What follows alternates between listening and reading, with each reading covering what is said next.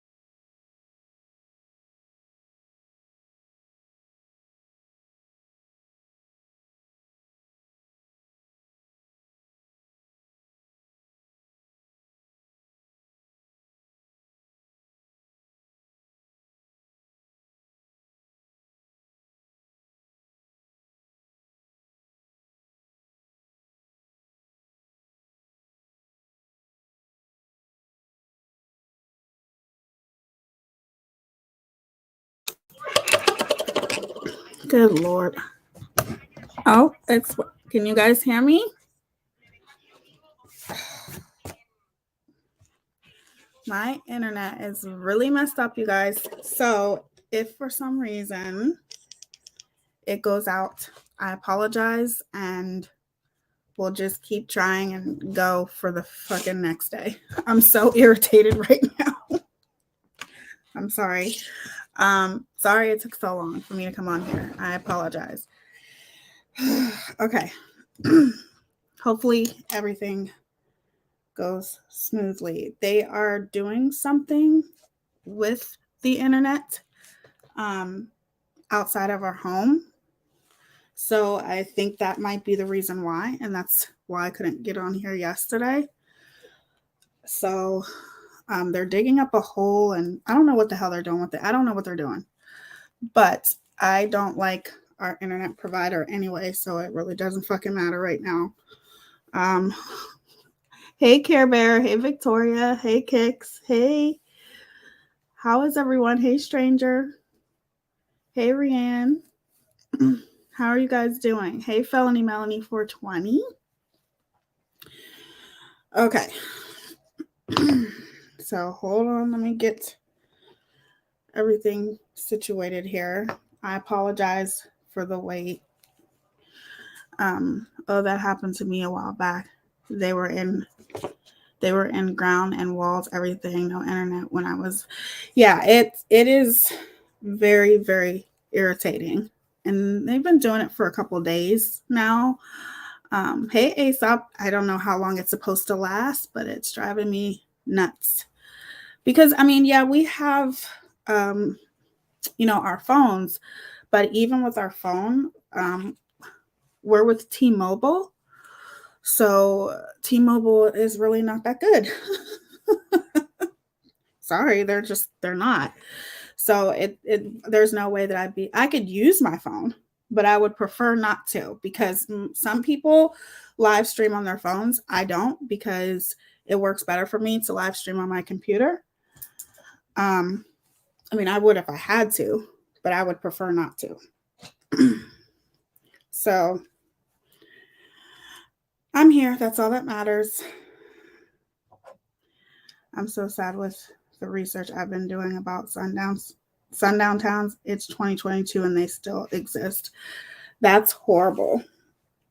It's hard when you do research and you start seeing the reality of things. It's very, very hard. It's hard. It was hard for me to do research on this case, but not everybody knows about this case. One thing I want to say is there was somebody in the comments yesterday that was talking about court TV and not to give this girl the attention. And I'm pretty sure she was talking about Casey Anthony, and I'm not doing a video on Casey Anthony. This live stream is about Carla Homolko and Paul Bernardo, but I think that they thought I was doing a video on Casey Anthony, which I don't know why. But just wanted to make that clear. I think there's something going on with Casey Anthony. I don't know. Hey, Calval. Did you see that, Victoria? I was like, what is she talking about? And then I went, and as I'm going through my newsfeed, I see that a lot of people are talking about Casey Anthony right now. So I'm like, okay, she must think that's who I'm talking about. They're talking something about Casey Anthony in court or something. Casey Anthony is doing a documentary series, I believe. Okay, so they were in the comment section saying, don't give her the attention. She doesn't deserve the attention. I didn't acknowledge it because I had no idea what she was talking about. But just to be clear, I'm not doing anything about Casey Anthony. So I'm not saying that one day I won't, but not today. Okay, so let's get started. Welcome to everyone. Thank you for being here. I appreciate it. Thank you for being patient with me.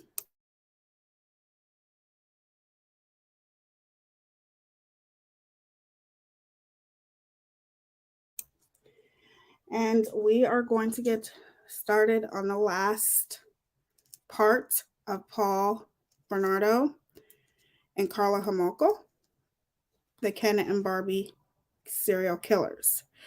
Now, I'm going to give you a warning, just like I did the first time. Normally, we do True Crime Thursdays, but I couldn't get on here on Thursday, so we'll just pretend that it's Thursday, even though today is Friday. And if you're new here or new watching the replay, that's what we do over here. We do commentary, sometimes makeup, and every Thursday we do true crime.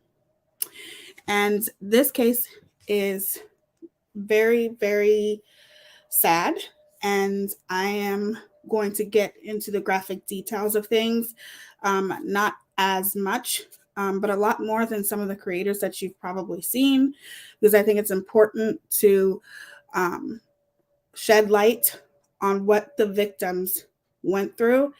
And I think it's important to know how strong the ones who did survive. And unfortunately, the three young ladies who didn't survive through this. It is a very sad story. And it is a story that's going to make you mad, because there was a lot of opportunity here, and especially for the police. Okay, it was a lot of opportunities for them, and there was a lot of missed opportunities, and sadly, he got away with this a lot longer than he should have. I think it was more or less a lot of lack of communication, and there were a lot of things and laws started in Canada because of the lack of communication that went on between Scarborough and somewhere else. But regardless, it's a very, very, very sad story, and I'm not going to get too in depth with the graphic details, but I am going to get into the graphic details, and it could be sensitive. So if abuse, obviously abuse, I'll just say SA, all of those things. If that's something that bothers you, do not watch this live stream. Go watch another one. Now we're going to do a recap. So on part 2, what we last went over was a majority of the essays. And when I say essay, I mean sexual assault. The majority of the sexual assaults that Paul Bernardo had did. And also that led up to the point of him meeting Carla Homolka and the relationship dynamic between Carla Homolka and Paul Bernardo, and the sexual assault and murder of Carla Homolka's sister, Tammy Homolka. It is horrifying because this is Carla's own little baby sister, and she helped her own fiance, Paul Bernardo, S.A. and murder her own baby sister. So now we're going to get into the last 2 victims who ultimately lost their life at the hands of Paul Bernardo and Carla Homolka. So let me grab my notes here. I live near where this happened, and that guy keeps coming up for parole. It's sick. It is sick. It is sick. I heard they denied his parole, and I hope they keep fucking denying it. Because he does not belong in society. He belongs right where he is, and he can rot in hell.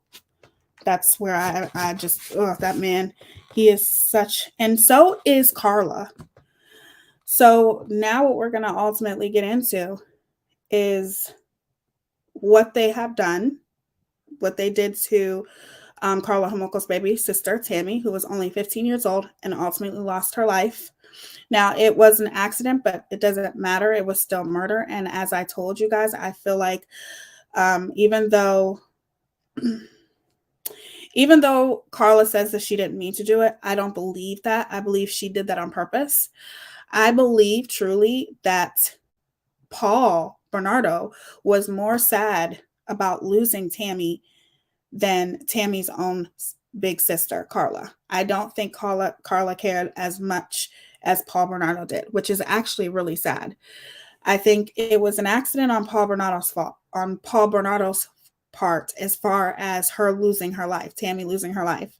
But I don't think it was an accident on Carla's part. I believe that Carla had a lot of motive, and ultimately she knew that her soon to be husband was madly, deeply in love with her 15-year-old baby sister.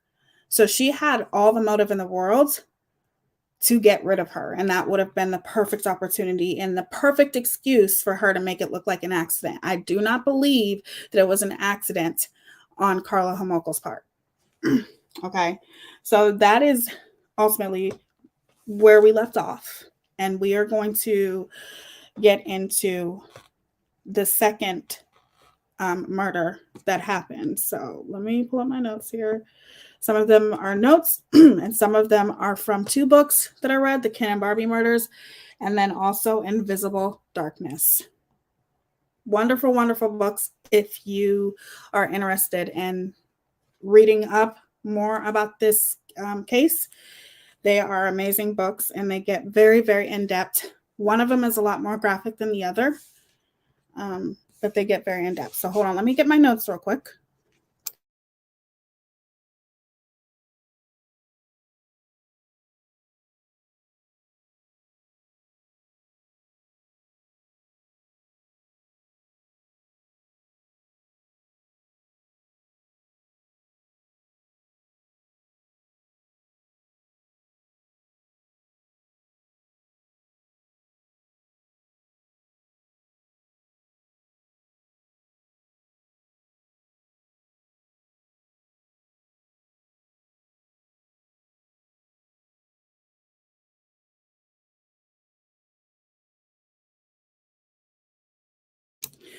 Okay.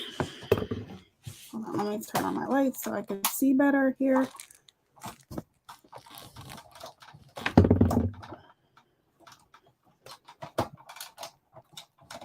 Okay. I hope you guys are having a good Thursday or Friday, but we're going to pretend like it's Thursday. Okay. So ultimately, after Tammy's funeral, as you guys, that's where we left off, Tammy's funeral. And it was very odd to a lot of people that Carla, her mother, her father, it seemed as though everybody moved on very quickly after Tammy's funeral.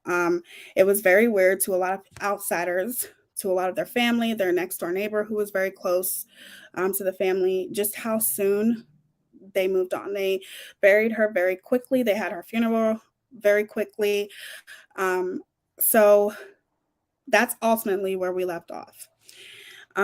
After Dorothy Homolka went back to work in January, and that's when she went back to work, which is also very soon to me, but everybody grieves differently.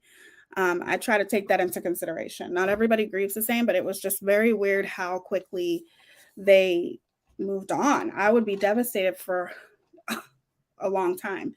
We all know that Tammy passed away on Christmas, December, and then Dorothy went back to work in January. Hold on. So after she went back to work in January, she went around telling everyone at the Shaver Clinic that she could have never made it through the funeral without Paul. Then she decided to tell Carla to kick him out of the house because Paul was pretty much living there. It was like a 2 to 3 hour drive back and forth from where Paul lived. So he was more or less living with the Homolkas. And she also told everyone that she and Carol, who is Carla Homolka's father, were nearly broke. Okay. So the staff at the hospital took up a collection for Dorothy. At the same time, she was crying. Poor Dorothy. Um, she told Lynn McCann, which is Dorothy's friend, that she and Carol had $15,000 saved and the funeral had only cost them $5,000. Lynn also believed there was no mortgage on their house. Dorothy had started telling everyone who would listen that she did not want Paul and Carla's wedding to happen. Okay, so Dorothy obviously is Carla's mother. She didn't want the wedding to happen. Neither her or Carol, the mother and the father, they just didn't want the wedding to happen. It was starting to get crazy because obviously Carla just wanted this princess wedding and it was a lot of money, and they were giving a lot of money to Carla and Paul for their wedding. She said she could no longer afford it. They were on the verge of losing their house under the circumstances. How could she possibly think about a wedding anyway? That's pretty much what Dorothy was saying. Again, Dorothy told Lynn a different story. She said she had had a big talk with Carla and asked Carla to cut back and have a smaller wedding. The wedding she was planning was going to cost over $20,000, and that was ridiculous. It was a ridiculous burden, regardless of the emotional and financial strain that her sister's death had caused. Paul seemed to have no relationship with his parents, which Paul really didn't. Paul couldn't stand his parents. You guys know that. So they were not going to help. Paul's parents weren't helping. It was only Carla's parents who were helping. The wedding, $20,000 is a lot of money, obviously. So when they told Carla to cut the cost of the wedding, to have a smaller wedding, Carla flatly refused to cut back at all. When Dorothy told Carla to boot Paul out of the house, she explained that the family needed to be alone with its grief. They needed to grieve without Paul. He wasn't a member of the family. They needed time to heal. The declaration enraged Carla. Carla pretty much was pissed and said, "How could you do this to us? We need to be together." When Carla told Paul, it upset him and he became quiet. He had mentally and physically severed whatever ties he had to his mother and father and Scarborough, but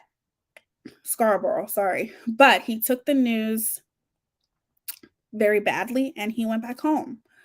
If that was the way that it was going to be, then so be it, Paul said.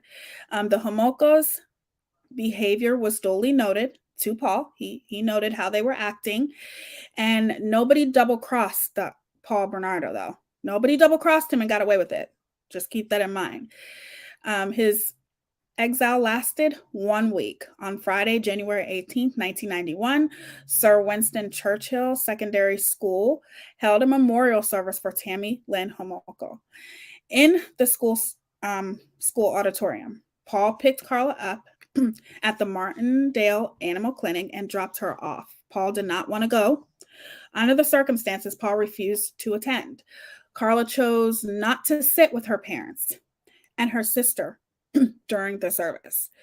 So Carla obviously was still pissed because the parents had kicked Paul out of the home. Paul refused to go to the memorial for Tammy because of the parents being there, and Carla chose not to even sit with her own parents at her baby sister's that she caused funeral. She sat on the other side of the stadium.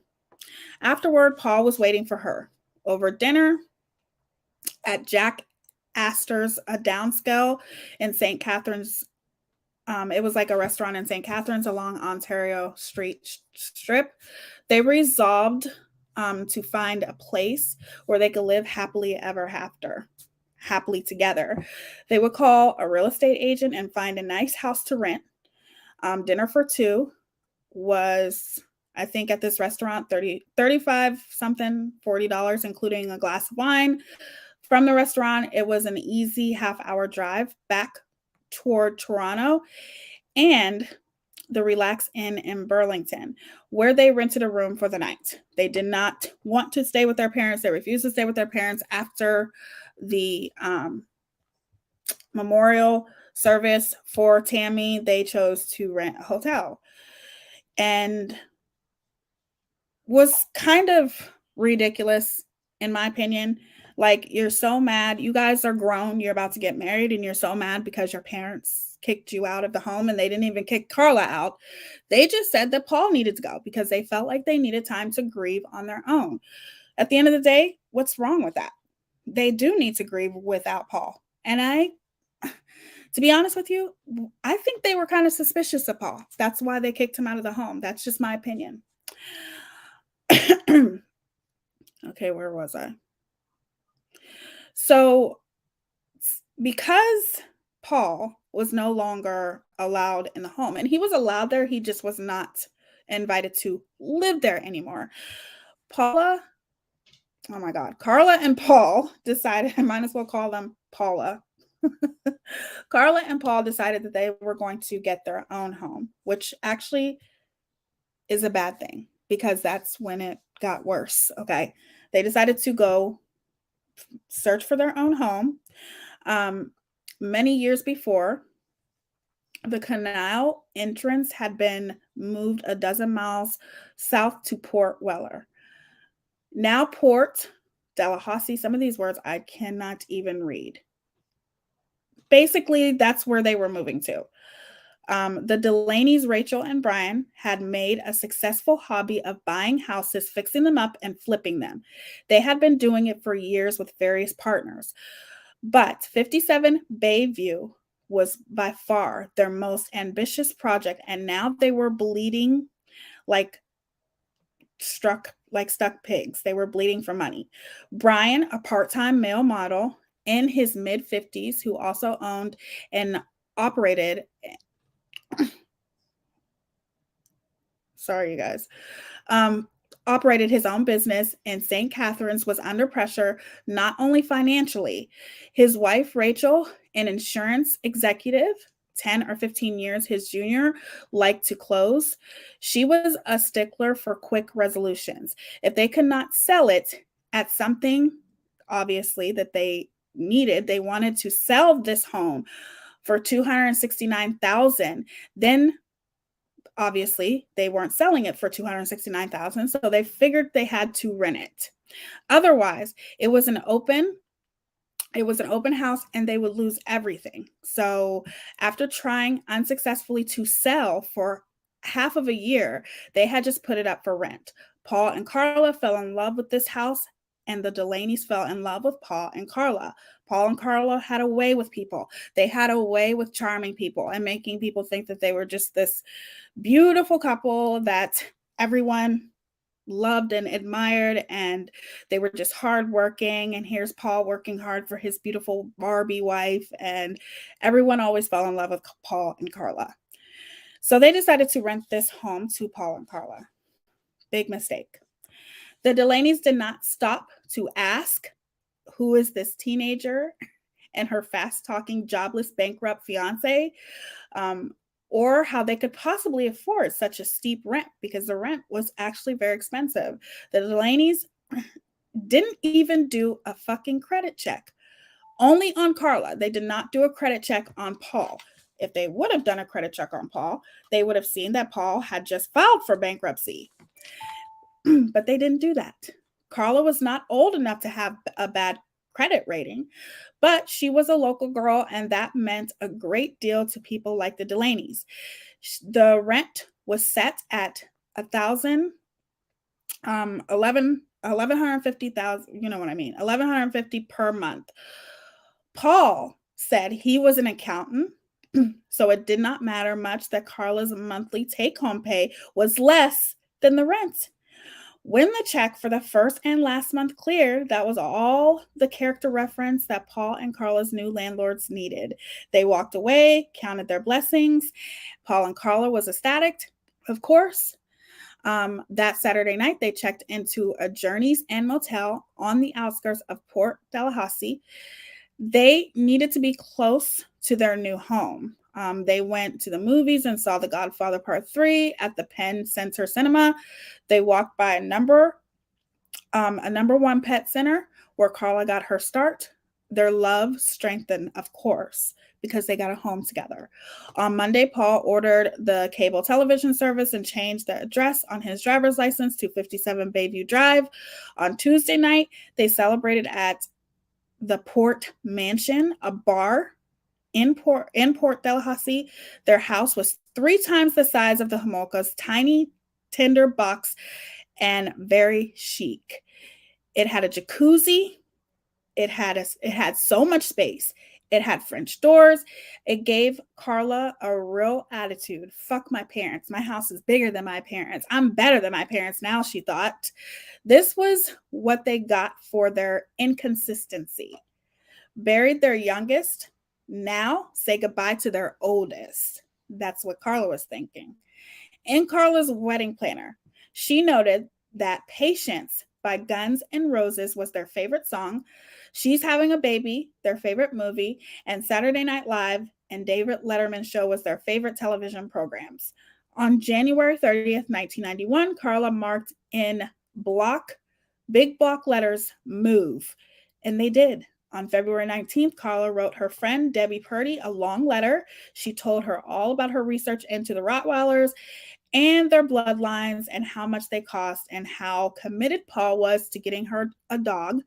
Deb, I really, really want a dog really bad, and I hope Paul lets me have a dog. Our whole house is done in very neutral shades, which is something that Carla loves. She wrote, all of the rooms are white with light gray baseboards and light gray carpeting, except for the living room, which has hardwood floor. It sounds boring, but it looks way better than having every room a different color. It's much classier, Carla said. And her opinion of Toronto. I decided a long time ago that we weren't living in Toronto. Too dangerous. How ironic that she would say it's too dangerous when she is with probably one of the most dangerous men in Toronto. B, too expensive. C, too many immigrants. D, too crowded are the main reasons why she did not want to live in Toronto. St. Catharines is good for now until we go south, Carla said. In a few years, probably, it's a good distance between Toronto and Buffalo for business. Then Carla told Debbie that Paul's business was booming. Nobody really knew what that business was, of course, and that there were mutual friends that their names was Kathy and had married her Marine, and the wedding was great. Their mutual friends was Kathy and one of Paul's friends. Kathy was all upset more about Debbie's bridesmaid's dress and where the money and when Debbie was going to come try on the dress because it was taking a while for Debbie to try on the dress. She and Debbie gave some advice about life and men. Never feel guilty about taking from Dale or anyone else. The world will screw you in every way it can, so take as much as you can while you can. Carla gave Debbie some beauty tips and then nattered on about the guest list and other wedding stuff. The only thing we really need or want is a dustbuster, a china, crystal, money, of course. We really need to get anything with money. Plus, you know how picky we are. As far as wedding gifts, please try to tell everyone to give us more money. That's really what we're focused on, Carla said. If they say things like we don't believe in giving money, tell them to go take a flying fuck. People off your wedding gift, tell them to go take a flying fuck, okay? Then Carla told Debbie all about her mom and dad. Carla said, and she wrote to Debbie, my parents are being assholes. They pulled half of the money out of the wedding, saying that they can't afford it. Bullshit. Now Paul and I have to pay for $7,000 to $8,000 of this wedding. So money is tight. Okay, who cares? They can still afford it. But on Saturday, Paul and I just said, fuck it. We're going to do everything that we plan to do. And that's it. Real flowers for everyone. We're paying for the bar. We're paying for everything. The cocktail party, everything. Fuck my parents. They're being so stupid, only thinking of themselves. My father doesn't even want us to have a wedding anymore. He thinks we should just go to the city hall. Screw that. We're having a good time. If he wants to sit at home and be miserable, he's welcome to. He hasn't worked except one day since my sister Tammy died. He's he's like wallowing in his own misery and fucking me over. That should give you some kind of indication of what type of person Carla is. Carla continues, Tammy always said last year she wanted a 4-screen Porsche for her 16th birthday. Now, my dad keeps saying, I would have gotten her that. I would have gotten her that Porsche if I had only known. That's bullshit, Carla says. If he really felt like that, he'd be paying for my wedding because I could die tomorrow or next year or whenever. He's such a liar. And for the real reason we moved out, my parents told Paul and I that they wanted him to stay at their house until the wedding. They told us that they didn't want him to go back to Toronto. He stayed. That's why he stayed. Then, a week before we moved, they were driving me to work one day and asked me when he was leaving. They said that he needed to leave because they need their privacy. After they told him he was their son and that they needed me as a daughter. They wanted him to go home during the week and come back on the weekends only. After they told us he should stay until the wedding. First, they took away half the wedding money. Then they kicked us out. They knew how much we need each other. We needed to be together, but they didn't care. What assholes. Now they wonder why I don't phone them or come to visit. Love, Carla. She's a disgusting human being. Sorry. I mean, that just shows you how much she only cares about herself. Okay. And everything revolves around her. And that's very, very obvious. Very much a narcissist. Paul had redoubled his smuggling efforts. Now, mind you guys, Paul made a lot of money smuggling cigarettes, okay, from Canada to the United States. He made a lot of money, but he upped his efforts, of course, because of the wedding. He had border crossing down to a fine science. Sometimes he made 2 or 3 trips a day. It was as if he had become invisible. The border guards simply did not see him. So he was really good at that. Even though it was illegal, keep in mind that Paul had a normal job. He was an accountant. He made really good money, but he quit that normal job, okay, just to smuggle cigarettes. He had to be living on the edge. He had to be always doing something dangerous and illegal, something that he wasn't supposed to do.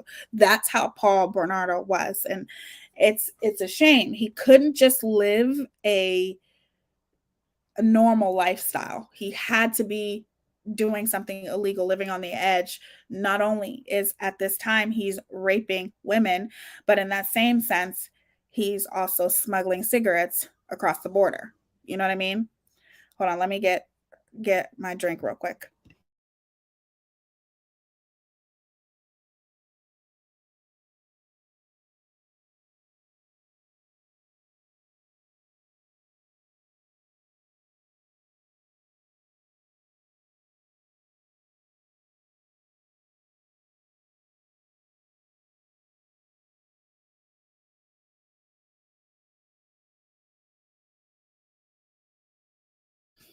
Okay, got my drink.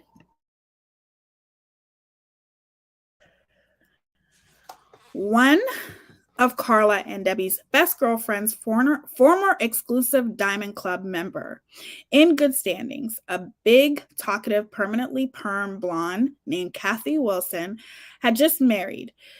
Kathy's Marine, Alex Ford, also happens to be a Mason, an association that appealed to Carla and Paul. Whatever Kathy had, Carla wanted. She did not care about the military and the Marine and the Marine bit. That was stupid. But the Masons, that was something Carla could easily arrange. Keep in mind also that Carla and Paul were a little bit racist, just to let you know. You'll see why. Not only from that, but you'll see why. The Masons were a secret organization. Secrecy appealed to Paul and Carla. He could walk to the meetings if he wanted. At his first or second meeting, Paul took notes. At conception, the programming phase occurs, which the generic components gather information from actual experiences of the external environment and the process repeats itself. Seeing into the future is merely viewing the past, which is accessible through the unconscious mind. Carla was delighted. His Masonic notes read like her books about the occult, because Carla was also interested in the occult. In March, Paul went to Florida for 2 weeks to celebrate the arrival of spring with Van, which is one of Paul's friends, and another friend, gullible Gus. Carla had encouraged him to go, which really surprised Gus. Once they got to Florida, they hooked up with a bunch of teenagers from Lindsay, Ontario, who were also down for spring break. Paul and Van were roughly the same age, 25, 26. The rest of these kids, Jason, Mark, Dave, Gus, were 16 or 17. Paul liked being around younger guys. He was starting to think about a career in rap music, which we touched on the last one, about how he could become the next big white rapper like Vanilla Ice. He had to keep that youthful perspective. In Daytona Beach, Paul met a 24-year-old nurse from South Carolina named Allison. The night they met, they had sex. They also had another type of sex. Okay, let's just the A word, that type of sex. Paul had never met a girl who actually wanted that type of sex. Not only did Allison want it, she liked it. That showed real attitude as far as Paul was concerned. Now, Paul was confused. He thought he might be in love with Allison too. He told Allison his secrets, how devastated he had been when his little sister Tammy Lynn mysteriously died in his arms the night before Christmas. Now he lived with his other sister, Carla, in a big house on a quiet street in a little town called Port Delahousie. When Paul was days late getting back to St. Catharines because he had decided to stop in South Carolina and see where Allison lived, Carla became frantic. Paul told Carla all about Allison. She was a nurse. She made lots of money. She drove a Pontiac Grand Am. Paul had video and snapshots of him and Allison kissing. Carla was beside herself. She drank a whole bottle of champagne on March 29th. She went to the doctor and got another prescription for Halcion. So Paul was very, very open with Carla about different relationships that he was in. And Carla was okay with that. That is why he looked at Carla as his soulmate, because Carla had never had any problems with the horrible things that Paul would do. Something was wrong, Carla told Kathy and Alex Ford. She thought her new house may be haunted. Just after Paul and Carla had moved into 57 Bayview, they started to bicker and fight. Paul was very sensitive to things in the environment. For instance, he could not stand the smell of cleaning products. That was a problem because Carla had been taught to scrub everything with the strongest abrasives and cleansers possible. A hospital worker all her adult life, Dorothy Homoko had always been very serious about cleanliness. Things had to be antiseptic, okay? Just as they were in a vet clinic. Then Paul had decided there were strange fumes emanating from the drains in the basement. He plugged all the drains. Things seemed to get better after that, but Carla still wondered about the ghost. On April Fool's Day, Paul called his old girlfriend, Marie, and told her all about Tammy Lynn and his inconsolable grief. He bought Carla her new Rottweiler puppy. They named the dog Buddy. Paul was such a sweetie. Even with his allergies, he went along with the dog. As far as Carla was concerned, Paul deserved whatever he got because Paul was her king. Paul could do no wrong. Corina Jenkins would never forget Saturday morning, April 6, 1991. She got up at 5 a.m., passed on breakfast, and dressed warmly so she could jog over to the island and warm up for practice. Corina was a part of a lightweight team from her school, and it was Governor Simcoe.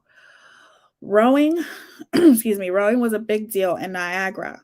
The Henley Regatta, which was held every year in August on Martindale Pond in Port Dalhousie, drew as many as 2,000 competitors. They ranged from teenage girls like Karina to world champions such as Silken Lumen. Athletes from as far away as Argentina and Australia came to compete. The 5-day event attracted as many as 60,000 spectators. For a small city like St. Catharines, with its 130,000 citizens, 60,000 visitors was a staggering influx. But it was April and the port was quiet. Karina lived with her parents and sister near the antique carnival carousel on the beach park in front of town. She was a good student and dedicated rowing fan, an ambitious and disciplined child of 14. When she was not training or studying, she worked part-time at a gas station just across the highway on Ontario Street. As she had done hundreds of times before, Karina left her house around 5:30 a.m., walking south on Corbett to Main Street. It was dead quiet and pitch black. An hour before dawn, the street lights were still on. She turned right on Main Street and walked east until she came to Henley Hill. Then she turned left and started to head south toward the bridge that links Henley Island to the mainland. It was no more than 25, it was like a 25-minute walk from her door to the clubhouse on the island. She sensed there was someone behind her and turned to look. Sure enough, there was a guy only 50 feet away. Even though he did not seem to be in a hurry, Karina was seized with, like, she could feel something. He was not wearing rowing or jogging gear, so he was not a rower or someone just out for a run. What was he doing out here on the way to Henley Island at this hour in the morning? Karina quickened her pace. She kept going. As she turned to look again, there was a car driving past headed for the bridge, no more than a few hundred yards ahead. It was a station wagon, driven by a lady with blonde hair who waved at her. Everything seemed to slow down, as if she were underwater or something. She saw the woman so clearly that she noticed her roots were starting to show. Karina felt incredibly heavy and stifled, unable to breathe properly or move fast enough to avert whatever it was that was about to happen. Suddenly, he was on her. But this sort of thing never happened in St. Catharines. So she must have been having like a nightmare or something. The taste of her own blood convinced Karina otherwise. He had placed one hand so tightly over her mouth that her lip was cut on her front teeth. He had his pelvis pressed into her back. Struggling, she tried to pull his hand away from her face to tell him she could not breathe. His hands were too big and too strong. He pulled through the ditch to a path that went up to the wooded hillside. They had crossed the road in a flat seconds, like two dancers staggering through a mad tango, and were now over the right-hand side, just before the bridge. "This is a joke," he said, "so shut the fuck up." She managed to pull his hand away and scream. Immediately, he put his hand back over her nose and mouth, harder still. He took all his strength and concentration to pull it away. It took her all her strength and concentration to pull it away again. Gasping to breathe, she barely whispered, "Please don't cover my nose. I can't breathe." Now they were across the road before the bridge and up at the top of the hill where it became a bush. They both fell. She begged him not to cover her nose. He pulled her back up. They were moving further into the wooded area. He still had his hand over her mouth. They came to the area where the field met the bush in the corner. just at the edge of the water, she could hear the sound and voices of the sculling teams getting ready for the morning practice. Strangely, Karina and the man started walking as if they were out for a stroll or something. She was dazed and exhausted. Karina stopped trying to move his hand. He said, "Everything is going to be okay. Just don't try anything or you'll regret it." Then he pushed her down into a crouched position. He was behind her. He pulled all her clothes off. He did, I'm not going to get into the details of this part. He did what everybody knows that he did. He tried again and again. He was pulling her head back by her hair with his right hand. She pleaded, "Please don't hurt me." He was half whispering, half speaking gutturally, repeating over and over again, "Shut the fuck up, shut the fuck up." Then he forced her face to the ground on top of her hands. The fourth time he tried to do what he was trying to do in the first place. This time it worked. He pretty much attempted to do it's I don't even want to say it. Just you guys know what he did. He essayed her, okay? He came around the front. He was on his knees too. He lifted her head with her hair, and then he did what he normally does, what we went over in the beginning. He kept taunting her. He kept yelling at her, but in a very quiet way. He kept antagonizing her. He kept telling her what he was trying to force her to do, she wasn't doing it right. Well, duh, you fucking piece of shit asshole. She's 14. That is what Paul did to every victim. All of his victims were minors. The majority of his victims obviously have no idea what they were doing, and all he did to every victim was antagonize and mentally and verbally and physically assaulted them in every way. Once Karina had her arms out, he pulled all the shirts over her head because she had a few shirts on because it was cold outside. Then he made her take off her Reeboks and pulled off all of her clothes again. She was wearing blue cotton underwear, Nike spandex shorts, long johns, and gray jogging pants. Her 3 pairs of socks came off with her pants. Karina was completely nude in cold, cold weather. Then he continued to SA her. "I'm not going to. Just crouch down here by this tree," Paul said to her. She did. And as he pushed her head toward the base of the tree, he had a pair of black isotoner gloves, and he was carrying a pair of used black pantyhose. Karina remembered thinking, how odd. Why would he have a pair of used black pantyhose? "Wait. Hear what I'm saying," Paul says. "Wait here for 5 minutes. Don't move and don't make a sound." He started to walk away. Then he stopped and said, "Oh, and do yourself a favor. Don't tell anyone or I'll have to kill you." Naked, obviously. She was in the nude. Karina was nude. It was very, very cold outside. She knelt at the tree's base, counting silently. For some reason, she thought about the old carousel on the beach. It was housed in a gazebo, which they closed up in the wintertime. During the summer, the children flocked around it, and the hand-carved horses and majestic tigers with fire in their eyes rose up and down to jingle jangle carnival music. They only charged the children 5 cents a ride. After a couple of minutes, she glanced up. Dawn was breathing.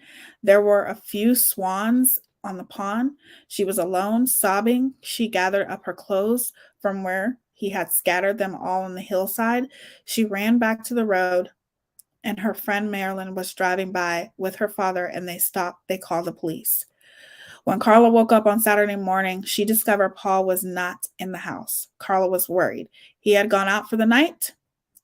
before with his friends. He often got home very late with cigarette runs and everything, but he seldomly stayed out all night, especially on a Friday. Then again, Carla was very sound sleeper. Maybe he had come home late and got up early.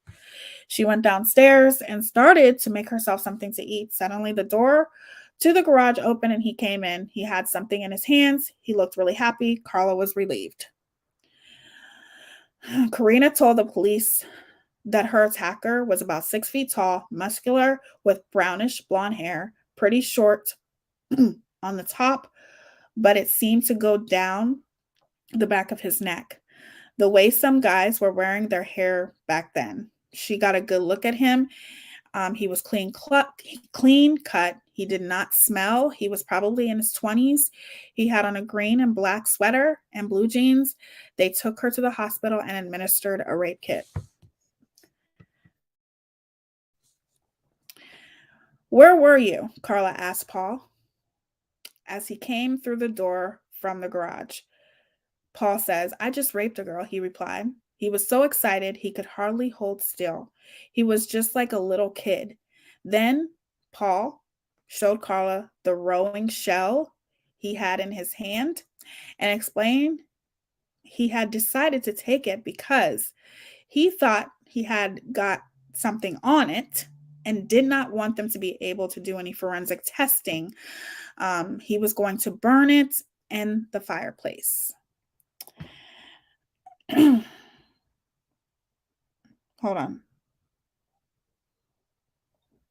"I don't like parks, zoos, any kind of children attractions now. Too much of an opportunity for sickos." I agree, Running Bear. I agree. So, next to her own, Paul's well-being and happiness were Carla's greatest concerns. He treated her like a princess and she treated him like a prince. Dogs with championship lines cost hundreds of dollars, and even though Paul had allergies, he had let her pick out the best dog, and they really had not had fun since the January Girl and the great movie they made in which she played her own baby sister. There was one lame attempt with Tammy's friend Trisha when they first moved, but that was only a few seconds. Trisha was very wary of them, which she was very fucking smart, and Carla knew why. Carla had gone to a great deal of trouble to plug the toilet downstairs, so Trisha would have to use the upstairs. But Paul's ideas of removing the wall socket in the upstairs bathroom and filming through the small hole had not worked very well. They did not have much fun with Trisha. Trisha was a friend of Tammy's, and they invited Trisha over one day. They're a disgusting couple. One day, when they were driving around Port Tallahassee, Paul pointed out an attractive young girl who looked to be about 15 years old. "There's the girl I essayed." Obviously, he said something different, but that's something that he said proudly to Carla. Carla was happy. Carla was happy for him. Whatever the king wanted, the king should get. But she was not as confident about his impunity as he was. What if he had left something behind when he did what he did that Saturday morning on Henley Island, and they got forensics on it, and somehow made the connection to Scarborough and compared them to the samples he had given the police in Toronto last November? Or maybe this Roya girl could recognize him. Paul was supposed to use her pantyhose. He also had a pair in his car with his knife and a piece of cord, but he would no more pull a stocking over his head than he would put a hat on Snuffles. Exactly. In Carla's estimation, he had been very lucky in Scarborough. Obviously, the police were not that smart, or maybe, just maybe, he had been as smart and careful as he said he was. Nevertheless, now it was far too close to her home for comfort. At this rate, Carla could lose him forever, and of course she could go to jail for Tammy. After all, as Paul was fond of telling her when he was mad, She had killed her own sister with her stupid drugs. On top of everything else, there was this Allison person Paul had met in Florida. Carla did not mind pretending that she was Paul's sister. When the girl called, she sounded nice, but the fact that Allison liked the things that Paul liked, as far as intercourse is concerned, when Carla really didn't like it that way, and it really bothered her, once again, Carla felt she was losing control. Carla was a control freak, okay? On her 21st birthday, Carla wrote Paul a letter. The letter said, "You hate me. You say you want to go out with other girls. You say I make you sick. You tell me to pack and leave. You tell me to eat shit and die." She admitted her whole um fixation with Paul, her inability to show love and respect, but she demonstrated her superior intellect with simplistic taunt, pretty much. I think if we truly loved each other the way we thought we did in the past tense, we could have been able to overcome anything. She went on to admit it was all her fault. Sure, he had said things to hurt her, but she had said very hurtful things to him as well. So, blah, blah, blah. I want us to be happy like we used to be. I think you hate me so much for that to ever happen. Paul and Carla drove up to Ketchner to celebrate her birthday and Paul's grandfather Eastman's, which coincidentally fell on the same day. They went to Charcoal Steakhouse for dinner. Carla knew she had to do something very special to hold this wild and dangerous man whom she loved so much. On the way to Ketchner, she lifted her skirt, pulled down everything, and they got it on, and she did cartwheels. The end. The end of their date. It was, we all know what they did. Okay. It was Paul and Carla's intention to make a lot of money on their wedding. The key was to invite a large number of people to the wedding, whether they knew them or not. Obviously, because they wanted the more people, the more money they would make, and tell them to give money, not gifts. Carla was racking her brain for names when she remembered Jane. There were some things money could not buy. Jane was one of them. Carla and Jane first met when Carla was still working at the #1 pet center, and Jane came in excited about this little Karen Terrier named Toto in the window. Jane was 12 years old at the time. She started hanging around all the time, offering to do odd jobs in the store. Carla made sure Jane was invited to one of her showers. She also decided to call Jane up and invite her over to the house. Jane was bouncy and blonde. She looked a bit like Carla, except she had larger breasts. She really looked more like Carla's deceased sister, Tammy. She would make a perfect wedding gift for Paul. When Jane got the call, she couldn't believe it. Jane loved Carla. She was admirable of Carla. Carla was beautiful, and she loved animals almost as much as Jane did. And Carla had been so nice to her when she went into the pet store and wanted to pet Toto. She had not heard from or seen Carla in 3 years. The call came right out of the blue. Jane said that she would just love to come over and see Carla's house and meet her dog. That first night in June was magical. It was as though Carla was the big sister Jane never had. Jane was the only child of a divorced parents, and she lived with her mother in Front Hill, a nearby town. When Jane got to 57 Bayou, Carla was alone.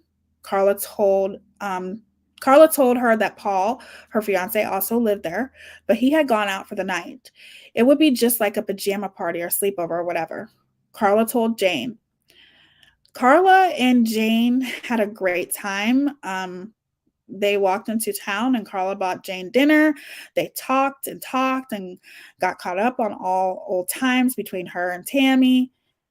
Let's just put it this way. She's grooming the girl. She's grooming her, okay? That's what Carla's doing. She's fucking grooming Jane. When they got back to the house, they watched a video. Ghost with Demi Moore. It was so romantic and so sad. They put on some great music and had some drinks and played with Buddy, which is their dog. Buddy was Carla's Rottweiler. He was just a puppy, a big puppy. He was so great. Carla had a brand new video camera. Carla loved videotaping. She had made videos for school projects and she took a lot of pictures of Jane playing with Buddy. Jane had always wanted to try she wanted to try alcoholic drinks, so Carla happily obliged. Carla made Jane some really good drinks. The next thing Jane knew, it was morning and she felt really sick. When she came downstairs, she met Paul for the first time.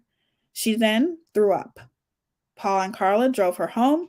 She was in bed with the flu for the next 3 days. Her mother kept asking her, what married couple in their 20s could possibly want, what would they want with a 15-year-old girl? Like, what do they want? Carla called Paul on his car phone. I have a surprise for you, she whispered provocatively. Get home. When he got home, he could not believe his eyes. Carla had brought Tammy back to life again, and she was asleep on the floor in their bedroom. She was wearing his white Oxford Hall sweater, sweatshirt, the one Carla had shrunk. It was pushed up around her neck. Her breasts were much larger than Carla's. Carla knew that, but she pointed out again that hers were better. Of course, Carla's were way better. Paul was very glad he had reminded Carla about the Boy Scouts motto, be prepared. They had crushed up a bunch of halcyon tablets just in case and mixed them in solution that they kept in a test tube in the bathroom. It was blue like the water in Lake Ontario, which they could see from the second dormer window in the bedroom. Carla had mixed some of her blue water into Jane's drinks. She had also brought another bottle of halothane home from work just in case. After what had happened to Tammy, Paul was very concerned about the drugs, but Carla had reassured him. Tammy probably had passed away because she had used too much. And then obviously Tammy had something to eat and drink just before she was knocked out. It was common medical and veterinarian practice not to allow patients food for at least 12 hours prior to surgery. Jane would be fine. There would be no problem. This time, Carla would get it right. Paul got the video camera. Carla got the halothane in a cloth. She put some halothane on a cloth and held it near Jane's mouth and nose. This time, Carla would make sure the girl got enough air. Paul got started making the video he wanted to make with Tammy Lynn. First, he had to do everything that he was going to do to make this video. They violated Jane, they essayed Jane, and they filmed the whole entire thing. The whole thing. Then he spanned to a long shot of Carla administering the halothane. In the background, there was a usual bedroom mess. Jane was completely vulnerable on the floor with her head slightly raised on Paul and Carla's new king-size pillows. Carla was intent on her work, holding that halothane-soaked cloth just so close over Jane's face. Next, Carla started doing what Paul was ordering her to do because he was filming while Carla was violating Jane. Then, as Paul continued to violate, and they both violated her by filming the whole thing, this was exactly the way it was supposed to have been with Tammy. Carla was truly amazing. Every time things started to get a little tense, he became distracted. Carla would do something that refocused his attention on just how great Carla was. Paul guessed he would have to go through with it and marry her now. Where would he ever find another girl like Carla? What other woman would do something like this for him and would go to this magnitude to make him happy? Carla had kept her sleeveless lifeguard tank top on, but she obviously was nude from the waist down. And Paul continued to order Carla to tell her what to do while he was filming. Carla and Jane. The next day, they drove Jane home. They violated Jane in every way possible, filmed the whole entire thing. It is so disgusting and repulsed, this couple. Neither one of them, they both will rot in hell. I will tell you that right now. Paul said to Carla, "What a wonderful wedding gift. Everything turned out perfect. This was the greatest wedding present that you could ever give me." The next day, after they drove Jane home, Paul punched Carla hard a couple times on the upper left arm and on the left side of her back. Carla was dumbfounded. Like, what could she have possibly done wrong? Everything went smoothly with Jane. Paul explained angrily. Why couldn't it have been the same with Tammy? It always goes back to Tammy with Paul. That's who he really was in love with, or at least that's what he thought. Paula was like, "Are you serious? You just punched me 3-4 times?" Because in his brain, why couldn't it have just been like that with Tammy? That's the only thing he was thinking about was Tammy. It was Thursday, June 14th, 1991. And to Leslie Mahaffey, nothing seemed quite right with the world. It might have been a hormonal thing. I always say that wrong. Hormonal thing. Or it might have been because of Chris Evans or her mother or her boyfriend, Grant. Maybe it was just a combination of things. Chris's sudden death in that awful car accident on Monday, her boyfriend, her mother, and her hormones, Leslie's counselor called it the trouble. The trouble was that nothing she heard or did seemed relevant to her life, except maybe the doors. Leslie lit a candle and leaned against the rock. She had been arrested for shoplifting a couple months earlier. She had stolen a cassette copy of The Doors' Morrison Hotel. The cops charged her with theft and she pled out to the alternative measures program. As punishment, she had to keep a scrapbook about criminals, their crimes and punishments, write a letter of apology to her parents, and donate $25 to a charity.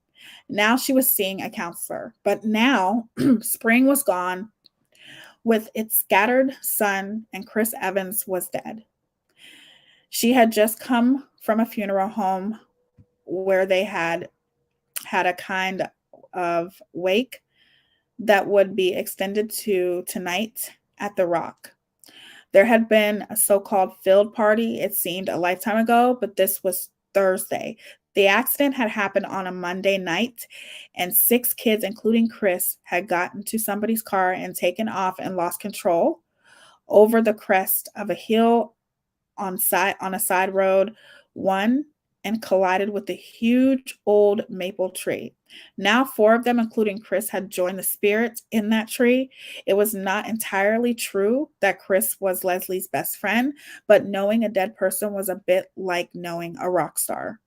The trouble really started at the end of January when Leslie got her intern report card. Some of her marks were awful: 25% in visual arts, 35% in English, 54% in keyboard, but 83% in history. She seemed to have an intuitive understanding of events in time and space. The atmosphere at school had become weird. It seemed to Leslie that her teachers were hiding something, treating her differently, but maybe it was just an accident. And Chris's death. Leslie had no way of knowing that a series of memos about her from the guidance office was circulating among her teachers. The latest one was marked confidential and requested that Leslie's teachers call her mother. The urgency was stressed in capital letters for them to please call Mrs. Mahaffey today if possible. It had all had to do with skipping classes and making sure Leslie paid for the consequences.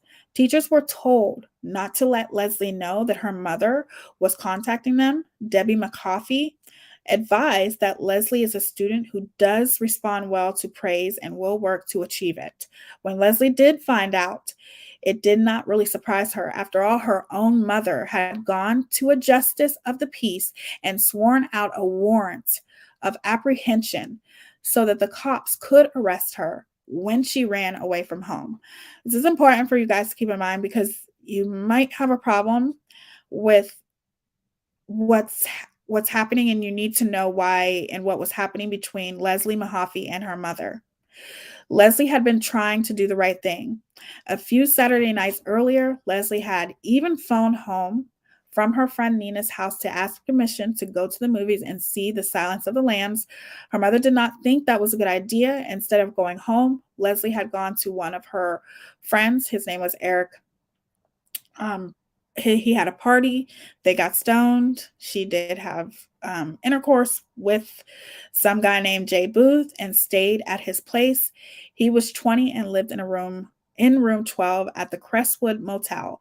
It was April 1st, 1991, April Fools. The Crestwood Motel was a runaway city.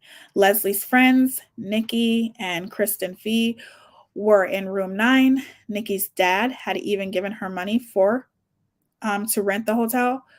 Dave Scott was in room 10. He was a friend of Jay's and Grant's, but he really bugged Leslie once he had grabbed her butt a long time ago, and Leslie didn't like that. Leslie and her mother had nothing but problems, and to her, she did whatever she could to try to get Leslie to see the path that she was going down. And some of the decisions, I'm sure that she regrets for forever now. And the point is that Leslie was a very troubled child. You know what I mean? Like, she was going through a lot. She was a teenager. She made mistakes, and that was something that we all as teenagers go through, right? We all go through hard times, and we all make mistakes as teenagers. The point is learning from them. And Leslie obviously could have had a wonderful future. She was highly intelligent, very, very smart. She was just going through a hard time as a teenager. Leslie was leaning against the rock, smoking, thinking a lot of the local teenagers. The cops called them mall rats, hung around the rock, smoking the odd joint, snorting this and that, gossiping, dropping acid. And those are the things that Leslie was doing. Those are the type of people that Leslie was hanging out with. You know what I mean? Leslie made sure Grant, her boyfriend, knew she had slept with another man. As far as Leslie was concerned, she would do as she pleased. Excuse me. Leslie was a very, very dominant personality. She was also very, very like, I'm going to do what the fuck I want to do. Okay. One night at Crestwood Motel, the same night Grant banged on Jay's door, yelling for Leslie to come out at the top of his lungs at 3 a.m, yelling out, "She's a pig," over and over again. Grant had sat all night in David Scott's room, the one right next to Jay's, mixing his jealous rage with booze, getting drunk. Leslie had really crossed his wires. Some of her friends actually thought Leslie took some like perverse pleasure in her boyfriend Grant's jealous rages, because he would have a lot of them. For instance, she knew the less she said, the more frantic Grant would become. So whenever she was around him, Leslie would be very, very, very deadly quiet. A couple of weeks before, Leslie's good friend Amanda Carpino had stayed over at her house. They had gone to Max Milk for Slurpees or whatever, and these guys came reeling out of Kerrigan's bar. One had a t-shirt on and said, "I hate Richie's," whatever that meant. They said they had lots of money and would show Leslie and Amanda a good time. Leslie surprised Amanda and said they did not have enough of anything to show them a good time. Leslie was slowly discovering that the trouble could be turned into a profound force The trouble was a source of energy and power, and it did not necessarily have to self-destructive. Didn't have to be self-destructive.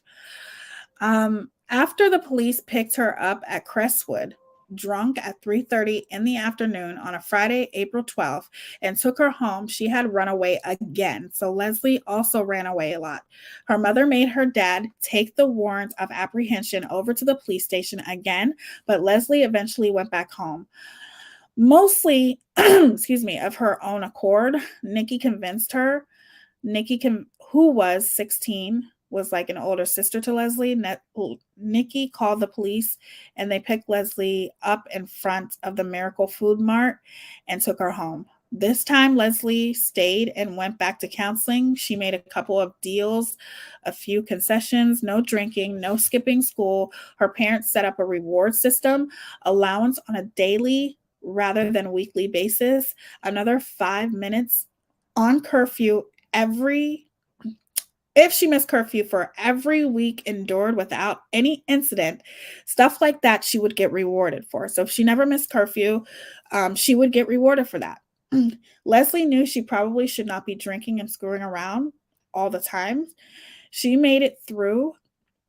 May pretty well. Her counselor noted Leslie has matured over the past few weeks. She believes the situation at home is much improved, in large part of because she is actively challenging the trouble.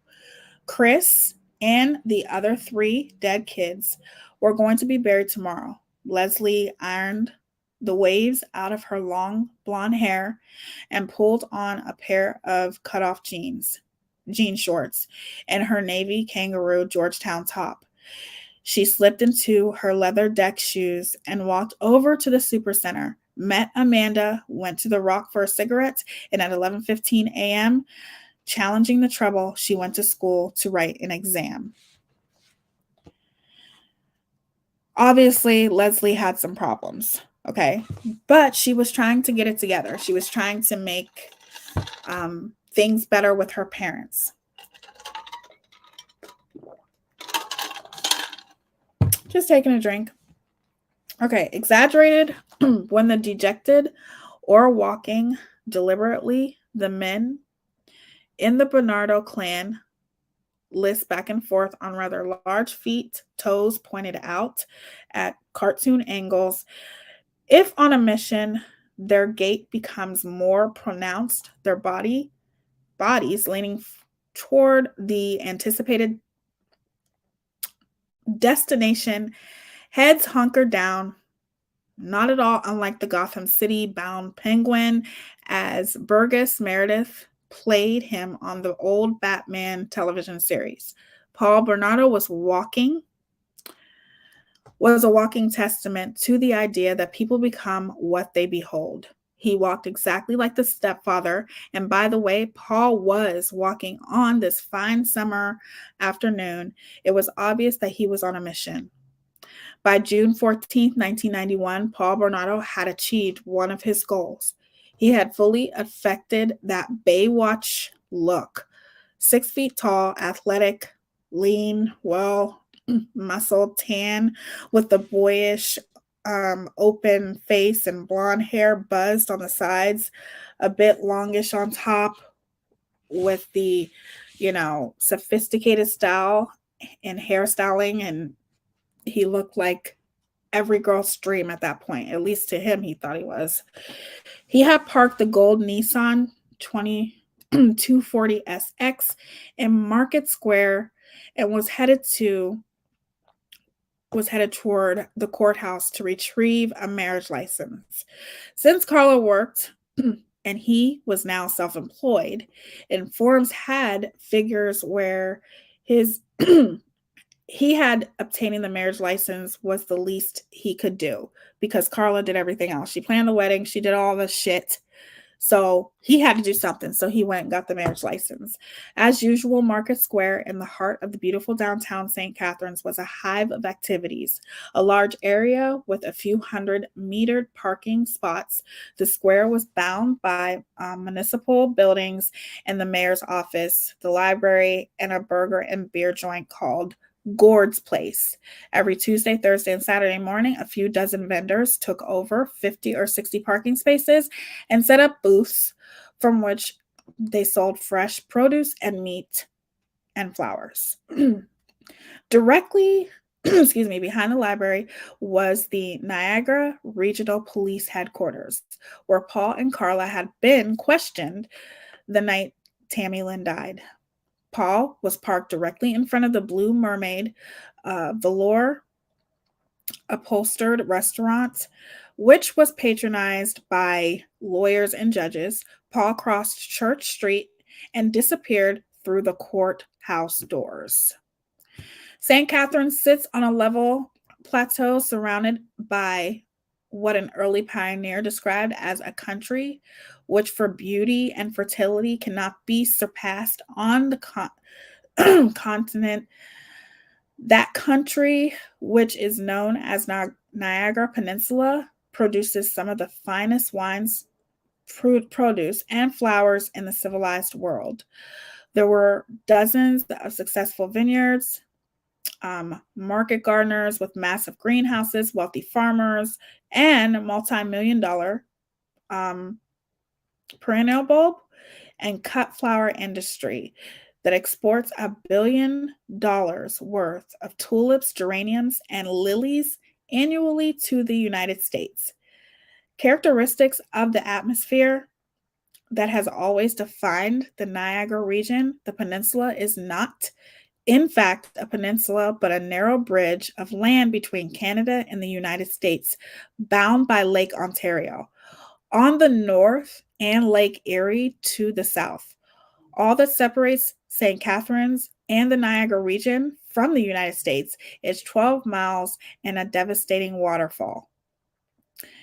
The peninsula lies further south than most people imagine and is relatively sheltered from climatic extremes. There is more chance of a frost damage in Georgian peach orchards and the vineyards of the Napa Valley than on the peninsula.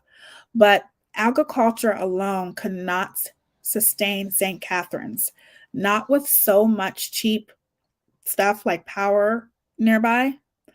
It had become a blue-collar factory town whose main employer was General Motors.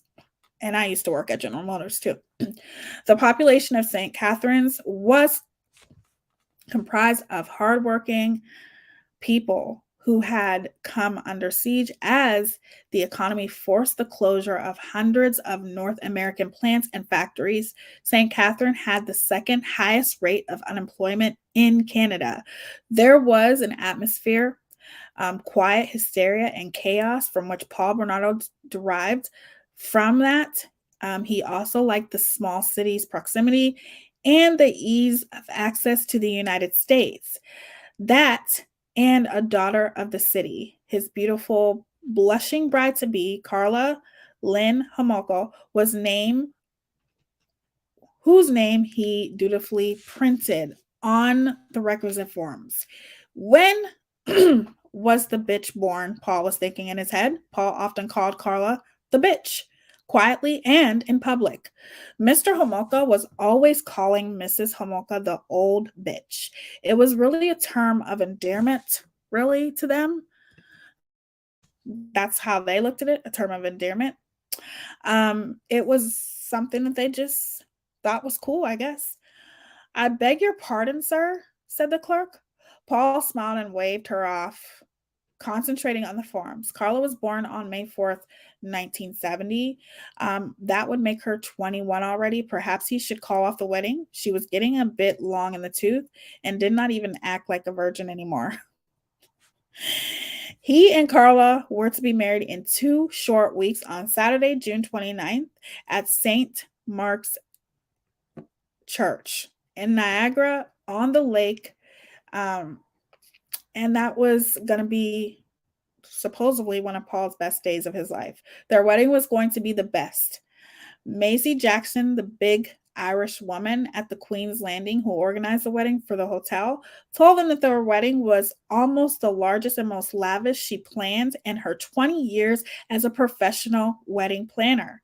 The only one larger was the one she had at Queen's Landing as well for Brofman sibling. Given the fact that the Brofmans were among the richest people in the world, Paula and Carla were not doing half bad. So I guess they were almost considered rich. Their wedding was going to be perfect. The historic church in Niagara on the lake with the white horses and the carriage, champagne, and sit down dinner for 150 guests with veal stuffed peasants. Wow, at Queen's Landing, no expense spared. He put the marriage license on the car seat and drove out of the parking lot. He must think, he must have thought of some special gift for his soon to be wife. At 4:30 p.m., Leslie Mahaffey got off the bus in front of M.M. Robinson High School and went to Harvey's in the Supercenter. Amanda was there with Angie, Frank Corda, and Grant. She sat down and ordered a junior burger. Grant was being a grunt, and Leslie's silence was golden, as if Leslie were not even there. Grant kept asking everybody, why is she mad at me? Why is she mad at me? Over and over and over again. Leslie went home and changed. As she rummaged through her drawer, she was troubled by her lack of choices. She put on a white Vogue bra. Leslie had managed to coerce her mother into letting her wear the white long sleeve silk blouse with the short collar, but it had been a real hassle. She and her mother had to have what her mother called a chat about it.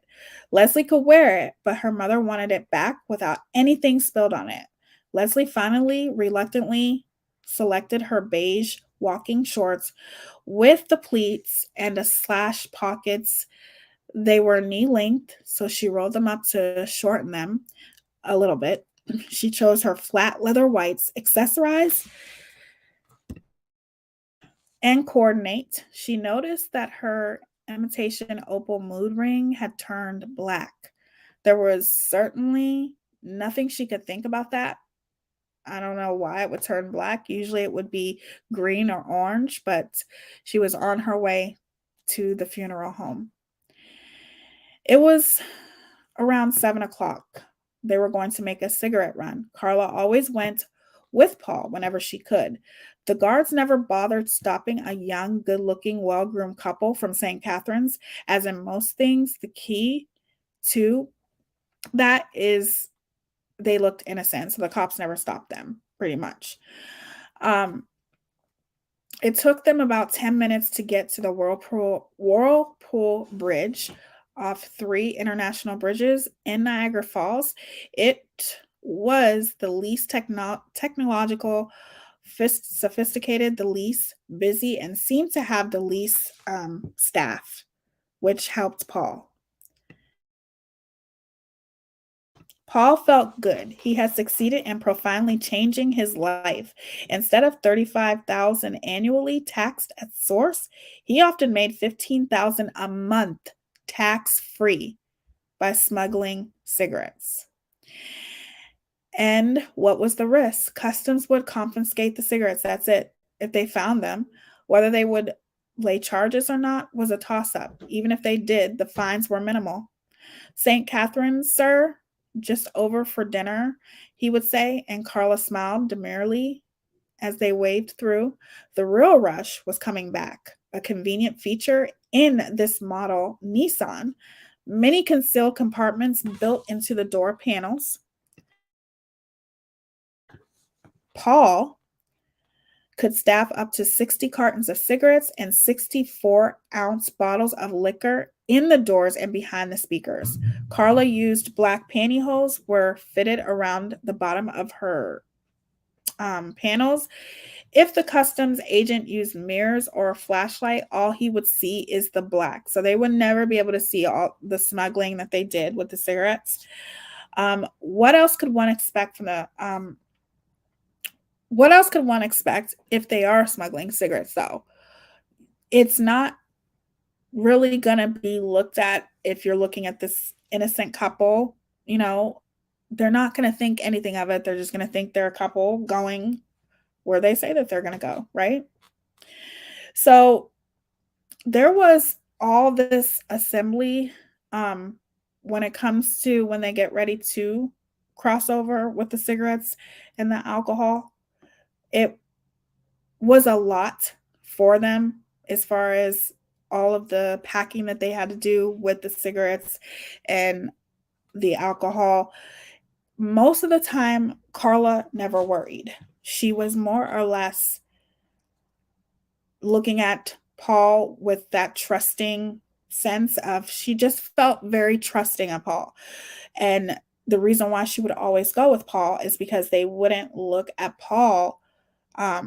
They would look at Paul as a more innocent way if she's with him. So we are about to get to when Paul Bernardo meets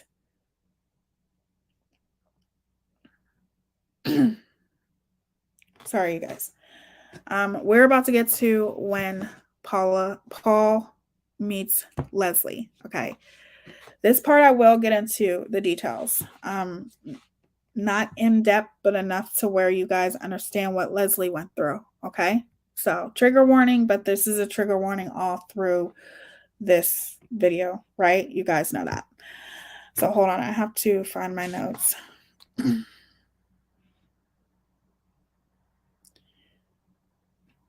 There's separate notes on this. Okay. So Paul and Carla were home by 10 when they drove across the border to do their illegal cigarettes and alcohol, whatever. Paul would accumulate enough cartons of cigarettes, say 400 or 500 cartons, and then meet Van in Oakville, transfer them to Van's car, and he would drive them up to Patrick Johnny's garage outside Sutton.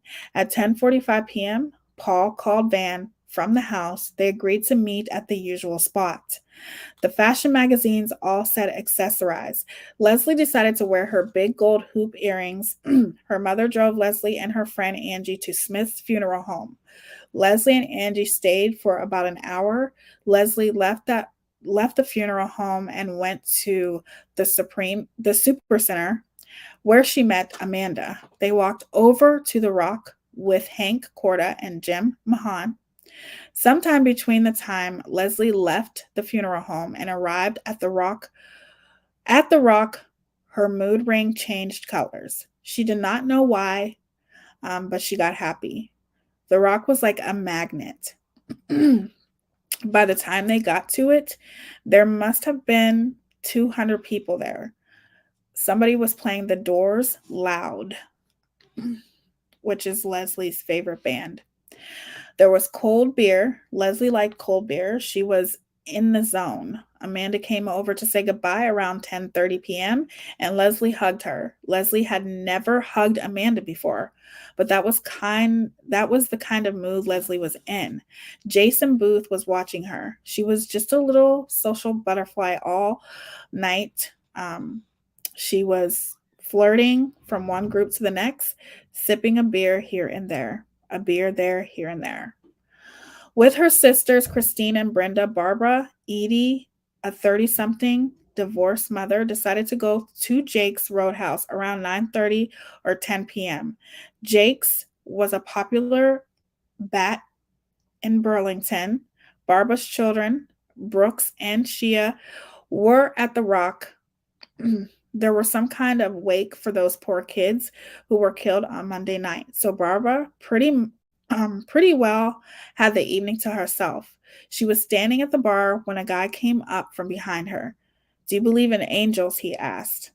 He was tall, good looking, with feathered hair. He introduced the woman to his friend Steve, a big, dark, brown-haired guy who talked about golf. He appeared nervous, like he didn't want to talk to us. Barbara recalled he sort of went back and forth all night, kind of upset or something. They had a couple of other gals in town.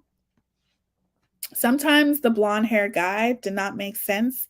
"You come from a very powerful family," he said, out of the blue. "Why are you here? Are you the police? What are you drinking?" He was talking about reincarnation, too. "How could you not trust a face like mine?" he asked. Barbara's sister Christine said she did not trust anybody with dimples. a very smooth talker. The young man had a big dimple on his right cheek.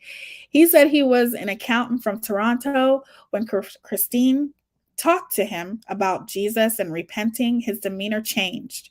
Barbara put her hand out to say goodbye, and he shook it. And then he used the other hand to hold over their clasped hands. She told him that whatever he was involved in, he was in over his head, and she would pray for him. Martin McSweeney had been a good friend of Chris Evans. He pounded back 8 or 10 beers at the Rock that night in memory. Martin was a big lad, and he had been so upset by his friend's ultimately death that the beers hardly touched him. Martin told Leslie McCoffey he would walk her home. On the way, they stopped at Mac's Milk Store, where Leslie always bought candy for her little brother, Ryan. Martin had called home from the payphone, but there was no answer. Walking up Doncaster to Barlow, Leslie and Martin dragged their heels, talking. The way Leslie looked at it, with her mother, an inch was a mile. Since she had blown her curfew, when she was home, it was exactly 11:30 p.m. It did not matter what time she got home. Her curfew was at 11:30, and it was past 11:30. She and Martin sat down on the bank of the hill behind Leslie's house. They talked some more and kissed a bit. Then they went through the backyards of Leslie's house. Leslie tried to slide the door of her house. It was locked. So were the windows. She had debated with her mother about curfew. Her mother was adamant she should be home by 11:30 p.m. at the latest. Leslie had argued, saying that this was an unusual circumstance. But she still could not believe that her mother had locked her out. She went to the front door. It was locked too. Martin said he could not wait any longer. He had to get home. After he left, she walked around the back of the house. Leslie watched Martin go down the hill behind the house and into the ravine. Then he disappeared in the darkness. At 2:00, the phone rang and rang. Even though the phone was right beside Amanda's bed, the sound came from far away. Amanda is Leslie's friend. Amanda's mother finally answered it, woke Amanda up, and told her it was Leslie. It was a warm night. The window was open, a light breeze bestowed in the curtains. Right away, Leslie started telling Amanda that the cops had come to the Rock. A big spark had exploded out of the fire, and the guys had built, and one of the huge trees almost became a burning bush. Leslie said she had left about 2 hours after Amanda, around 12:30 a.m., and Martin McSweeney walked her home. Leslie told Amanda that she was alone. She had no money. She told Amanda that she had fooled around with Martin when they had been alone, that she really liked Martin. Amanda had to break off twice. When a beep came through the line, it means somebody else is trying to call, obviously. It was Amanda's sister, sick at a sleepover. Halfway through the conversation, Amanda's mother went to go get her sister. Leslie wanted to know if she could come over for the night. I don't think it would be a good idea, Amanda told her. The last time Mrs. Carpino, which is Amanda's mother, had let Leslie stay over, Leslie's mother had given Amanda's mother proper shit the next day. Why not just go home and ring the doorbell? It's okay, Amanda advised Leslie. Things had been pretty good at home lately. There had been not that much trouble. It was no big deal. Just ring the doorbell, Amanda encouraged Leslie. To Amanda, Leslie sounded upset and confused. Maybe it was the shock of finding herself locked out. She was pretty much talking quickly and kind of loud. She kept saying she did not want to go home. The last time Leslie had ran away, she had copped her grandmother's cash card, dyed her hair, and somehow got a hold of some phony ID. Leslie's hair was naturally frizzy, a little bit curly, but she liked to wear it straight. She always told Amanda if she really ran away, she would take her hair straightener, her makeup, address book, and clothes. Amanda believed her. But tonight, Leslie had none of that stuff. She said she got the quarter of the phone from somebody. She never said who. It was so quiet in the background that Amanda mentioned it. She just assumed that Leslie was at a payphone at Max. Um, they talked for about a half hour. When she hung up, Amanda never thought the end was near for Leslie. She just assumed Leslie would go home. Paul did not notice the name of the bar that he was at. It was some country and western joint next to this keg, I guess, because that's where Paul was at. He was at a bar, which those were the girls that he was flirting with. It was some, he often met this Cermini's boys at the keg in the plaza off Kerr Street in Oakville, just before Travelgar. I'm not even going to say that road right. Travelgar Road. The keg had closed at midnight. Paul barely sat down when they announced last call. The boys moved next door. When they came out, there were a couple of cops at the donut shop in the plaza, so they waited about 20 minutes until the police left. Then the brothers left. It was Paul's plan to steal a few more license plates before he called it a night. Stolen plates came handy to Paul. Canada's customs had spotters on the American side who randomly reported people with large quantities of cigarettes in their car. Sometimes a tourist would even call customs. They would call ahead to the border and report license plates. So that's why they came in handy to Paul. The experienced smuggler picked up his cigarettes and started toward the border, pulled over and quickly changed the plates, crossed the border with impunity, and then changed them back on the other side. Paul headed across the highway into Burlington, where he had scored a couple of sets of plates a few weeks earlier. A territorial animal, Paul drove directly to the spot where he had parked the car before. He got out, cut through a tall hedge with a short fence around it. He tried to cut behind and then lost his footing and sank backward into the hedge. He felt like an idiot, of course. Regaining his footing, he cut across the backyard. Suddenly, he saw someone walk around the house into the backyard. It was a girl. He watched as she checked the doors at the back of the house. In the dim light cast by the street lamps, she looked good. There were no lights on in the house. Paul thought to himself that when she got in, he might be able to do a little voyeurism. She was hot. He was there. Why not? He started toward the other side of the house. She had gone around the front and unexpectedly came back down the side Paul had started to explore. They were both surprised. "What are you doing here?" She was not scared at all. She sounded upbeat, kind, and very happy. "What are you doing here? I live here," she said. "Well, I'm trying to pick a house over there," Paul said. She said, "Cool." Paul could not believe his good fortune. Maybe he should take her back to the St. Catharines and give Carla a special present too. The girl said she had been locked out of her house. Paul suggested that she just roll out on the door, or throw something at the window and wake them up. But she said that her mother was going to be real angry and just yell and scream at her. Paul said that she really should ring the doorbell, but she just said she couldn't do that. I wish she would have rang the doorbell. "I don't know where to stay," she said. "Have you got a cigarette?" Leslie asked Paul. And that was when Paul made up his mind. He had a place where she could stay. "I have some in my car," he said.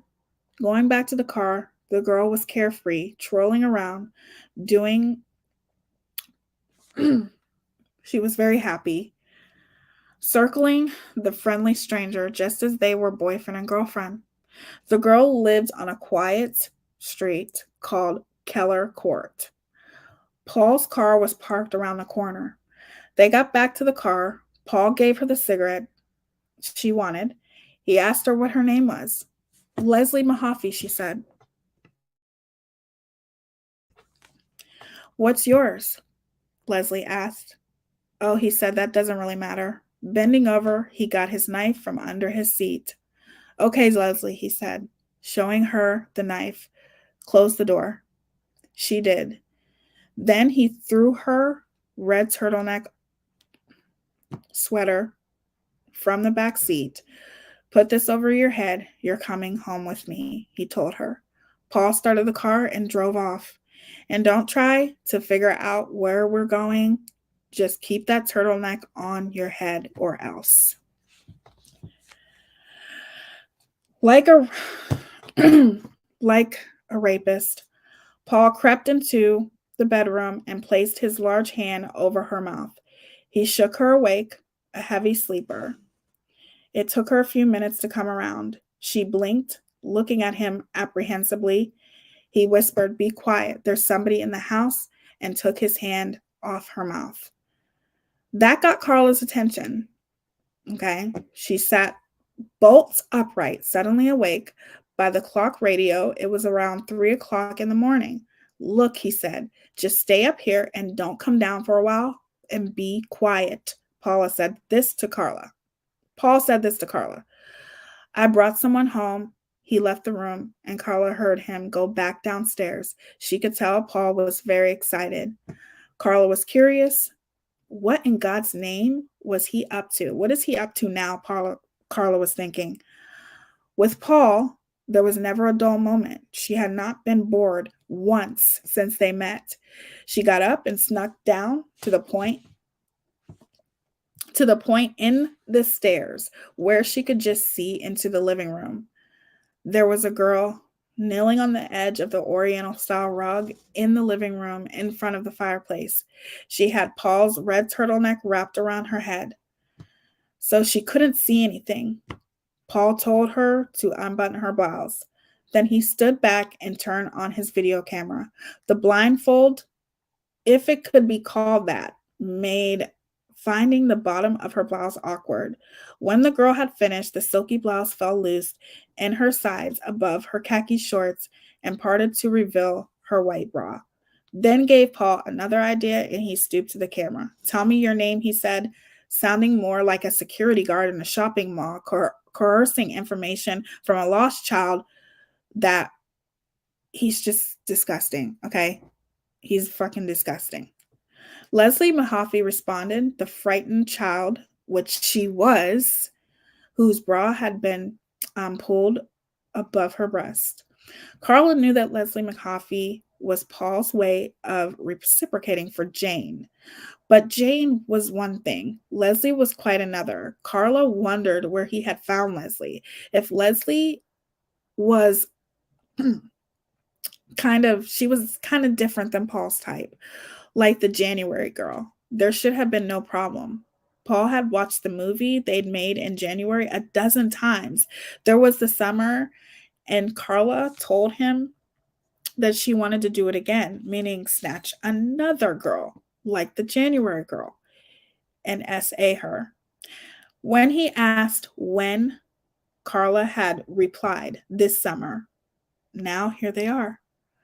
But if this girl was not as easy to handle as the January girl, then what?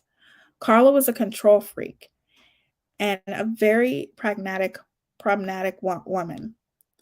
And she knew her man. She knew that Paul was getting very excited and that he was going to have his way with this little girl named Leslie Mahaffey for some time before he decided whether or not to involve her.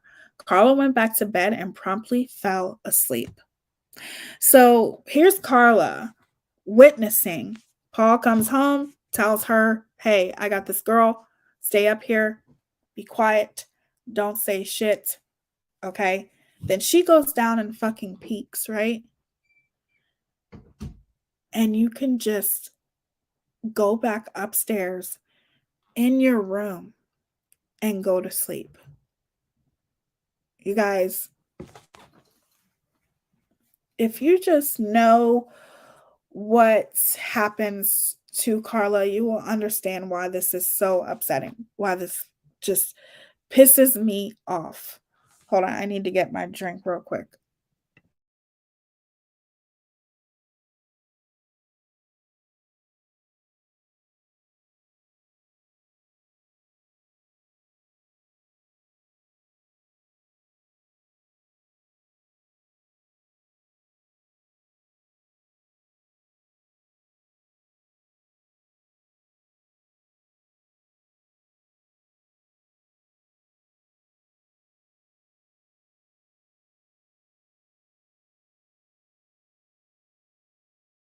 She is the epitome of evil.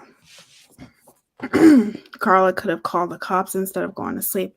Yeah, she literally can just, I don't understand how she could just go right back to sleep as if nothing even happened. Okay. Oh my God, she said when she realized they were in a bathroom and he wanted her on the toilet.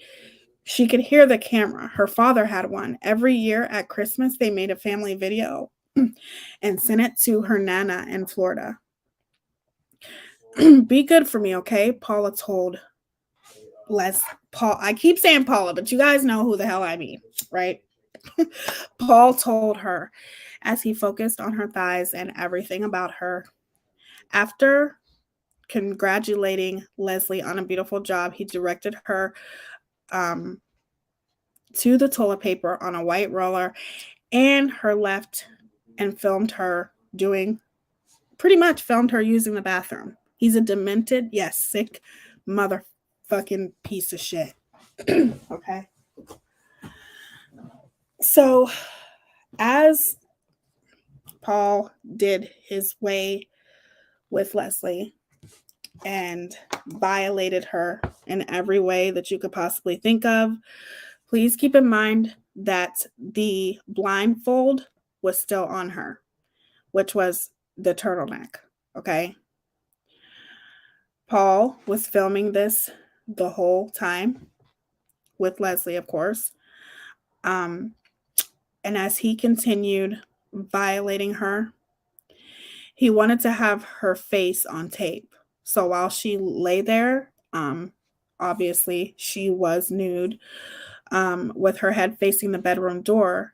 He videotaped the right side of her face without the blindfold, starting with a close-up of everything, all of her parts, all of that, videotaping all of these things. And he said, "Keep your eyes shut," he told her. And she did. He's a sick bastard. Carla woke up and found the house quiet. She tiptoed to the vantage point she had taken earlier that morning and scanned the main floor. There was no sign of anyone. She noticed two things. Their good champagne glasses were out on the dining room table, and the door to the guest bedroom was shut. Carla was suddenly very angry. That asshole, she thought to herself. Imagine using my champagne glasses on some bitch he had just picked up off the street. The champagne glasses, as Paul and Carla called them, really got to her. Now she was mad and did not care much about anything. And she did not care what he was doing or with whom. She was coming downstairs, taking the dog out for a walk, getting herself something to eat, and getting on with the rest of the day. She did not care what he was doing to her, what her name was, Leslie. Carla was just going to go about her business. She would be quiet, but she was resolved. So she pulled on her halter top and spandex pants. She took Buddy for a long walk. Whenever Carla had nothing else to do, she read. So after the dog was walked and Carla had eaten, she decided to take the dog up to the bedroom and read her new book. She got Buddy's food and water dishes and took him with her. She had been looking forward to this book. It was getting a lot of bad publicity. She had clipped a review they had bought at the Walden Books across the border in April. It was called American Psycho. Isn't that funny that she would like that? By noon, Leslie's mother was frantic. She called All of Leslie's friends, Martin McSweeney, said that he walked her home. They had found all the doors and windows locked, and it was late, so they had to go home. He had left Leslie standing beside Mrs. McCoffey's house. He just figured she would ring the doorbell and go in.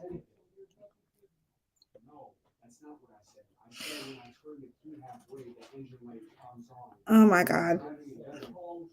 My oldest and his dad are always talking too loud. Anyway, that it was Amanda Carpino told her as well. Leslie had asked if she could stay at Amanda's house, but Amanda had said no. As far as Amanda knew, after they had talked for about a half hour, Leslie was going to go home and knock. The police were obviously worried. This had happened too many times before with the Mahaffey kid.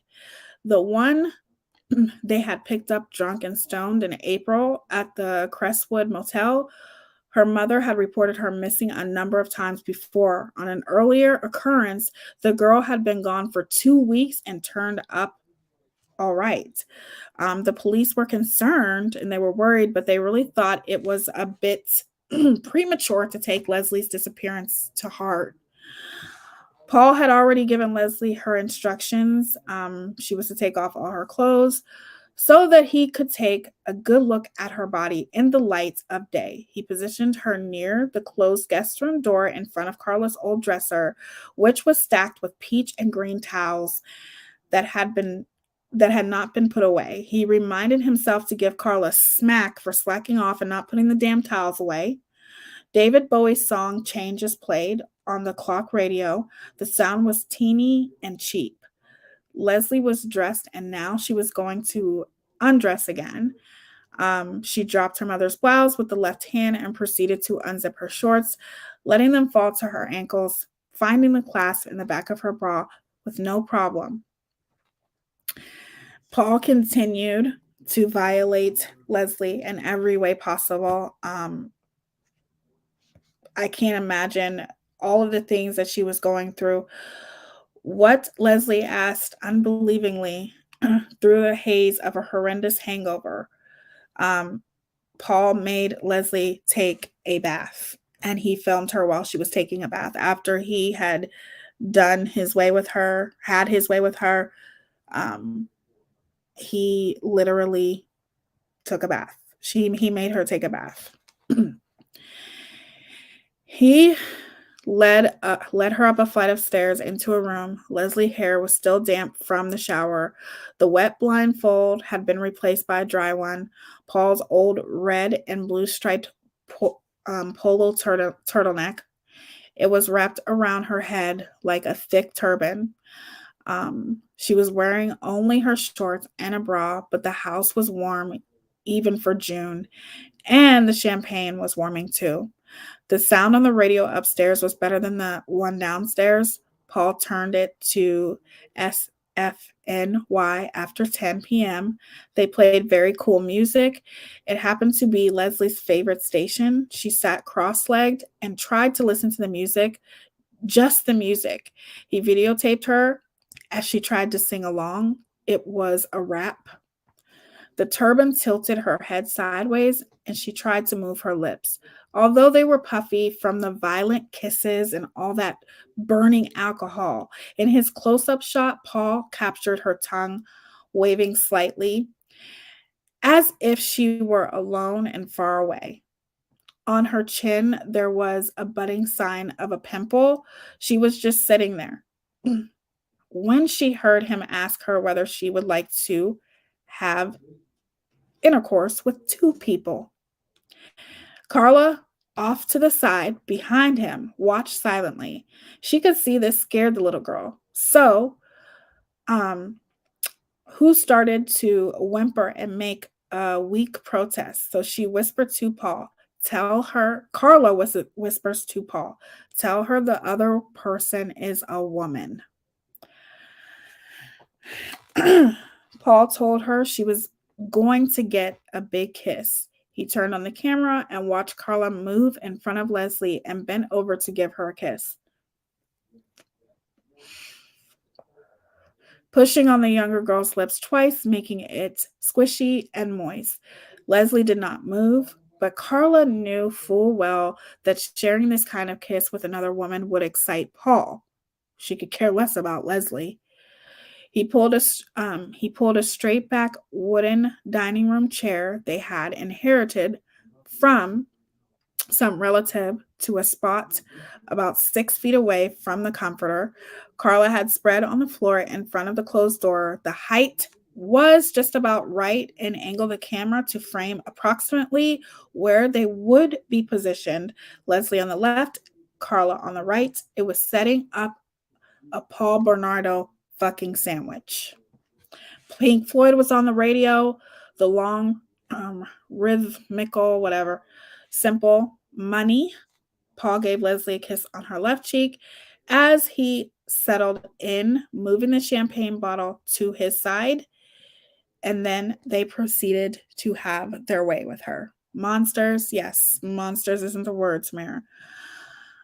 Constantly, as Paul was oddly being nice to Leslie, whispering sweet nothings into her ear, Carla was already there, taking Paul's orders on what Paul wanted Carla to do to Leslie, this poor little girl who has no idea what the hell she's doing.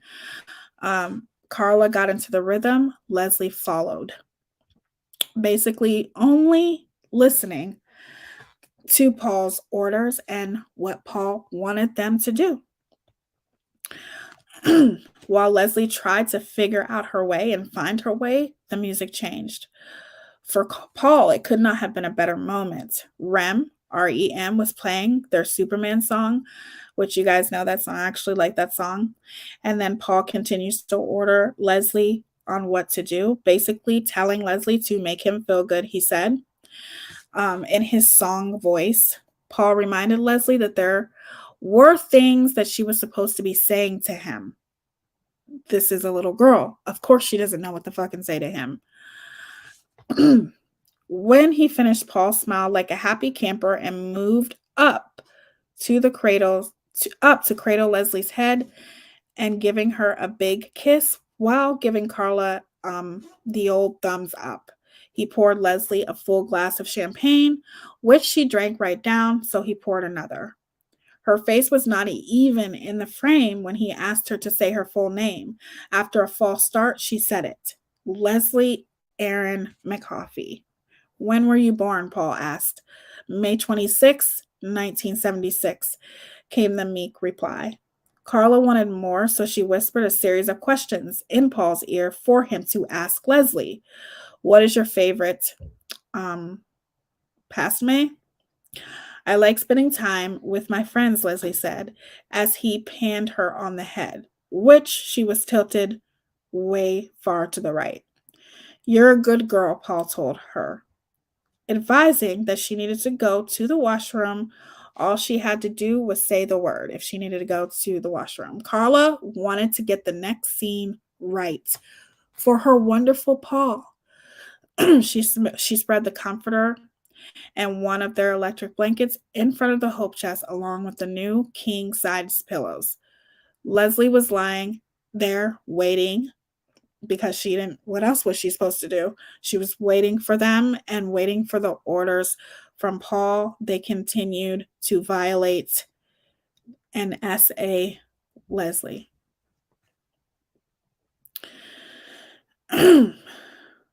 As Paul continued to violate, giving Leslie directions, his knife was in its case just in front of the hope chest. The coiled electrical cord was on the side. Part of it was stretching underneath the beige electric blanket that Leslie was propped on. Her ankles and wrists were bound with a brown cord. Carla kept in the kitchen closet with Buddy's dog stuff. The blouse was pushed over. Obviously, Carla was operating the camera and everything was going to be well framed. Paul also continued to violate Leslie again while Paula recorded.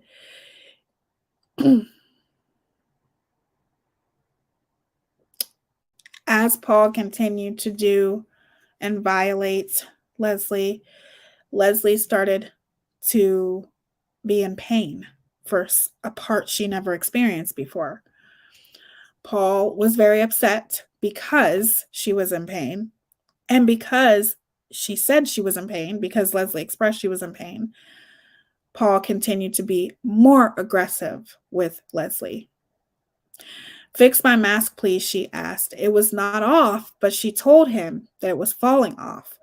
Paul retied the striped turtleneck and jerked towards Carla and the camera, covering the lens with his hand.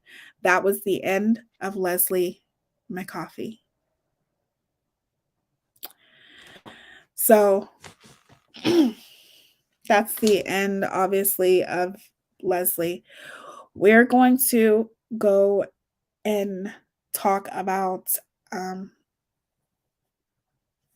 I understand this is a lot, you guys. This is a lot for me too. Like this is just it's just these people are disgusting.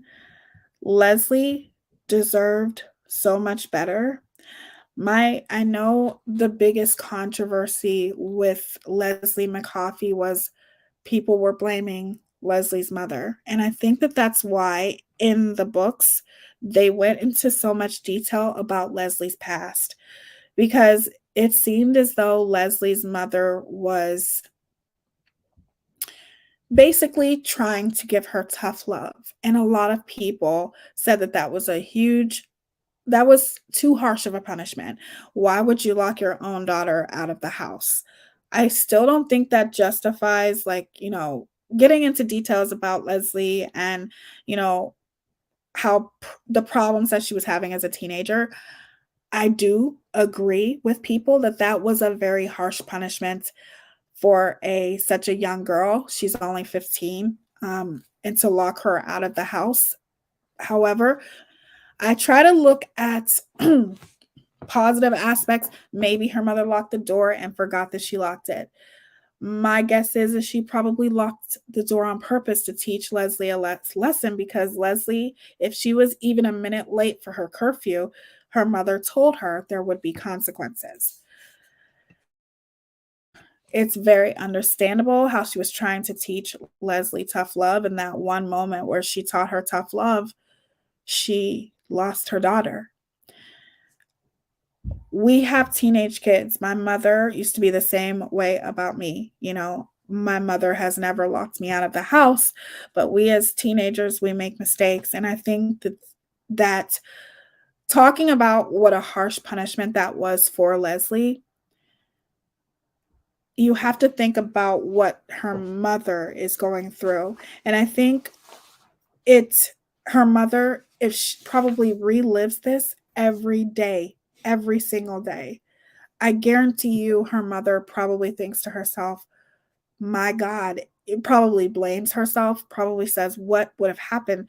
What would have happened if she didn't lock the doors? Leslie would be at home, sleeping sound in her bed. And then we also have to look at the fact that Leslie was afraid to knock on the door. I think that's also something that people don't look at. They focus on the fact that her mother locked the door, but they're not focusing on the fact that Leslie was afraid to knock on the door. Her mother locked it, but her own daughter was like, no, I don't want to knock on the door. It's just going to turn into an argument, blah, blah, blah, blah. Like her pride was so big that she just didn't want to knock on the door. She didn't want to go through a fighting session with her mother. I get it. But in the same sense, it's like,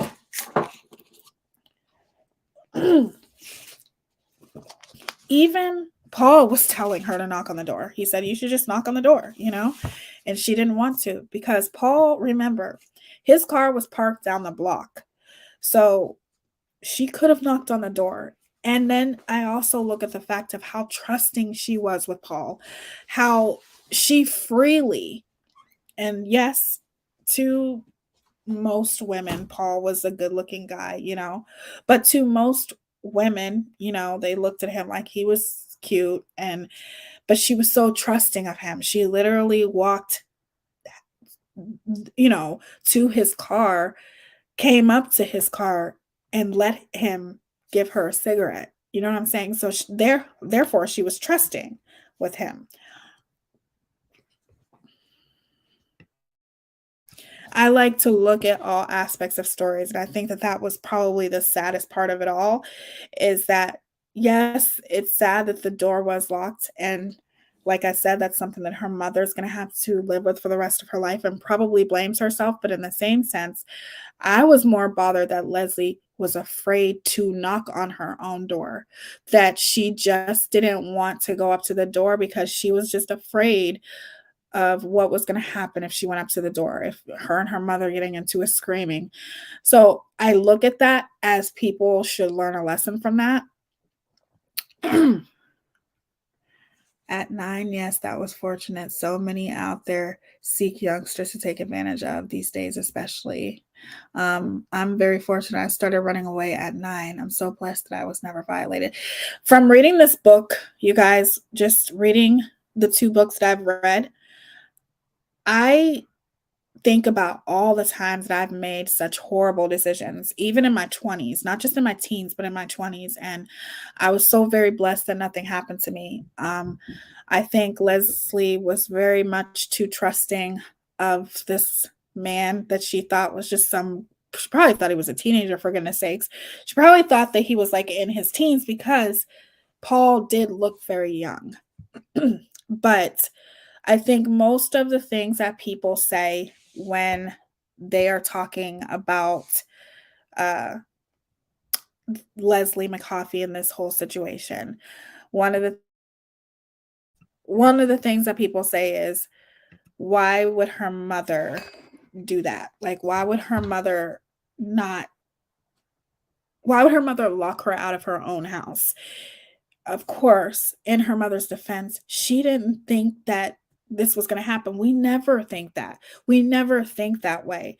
It's very, very sad. It's tragic. It's unfortunate. But I also think that we need to be especially with our teenage kids, we need to always let them know that they can talk to us.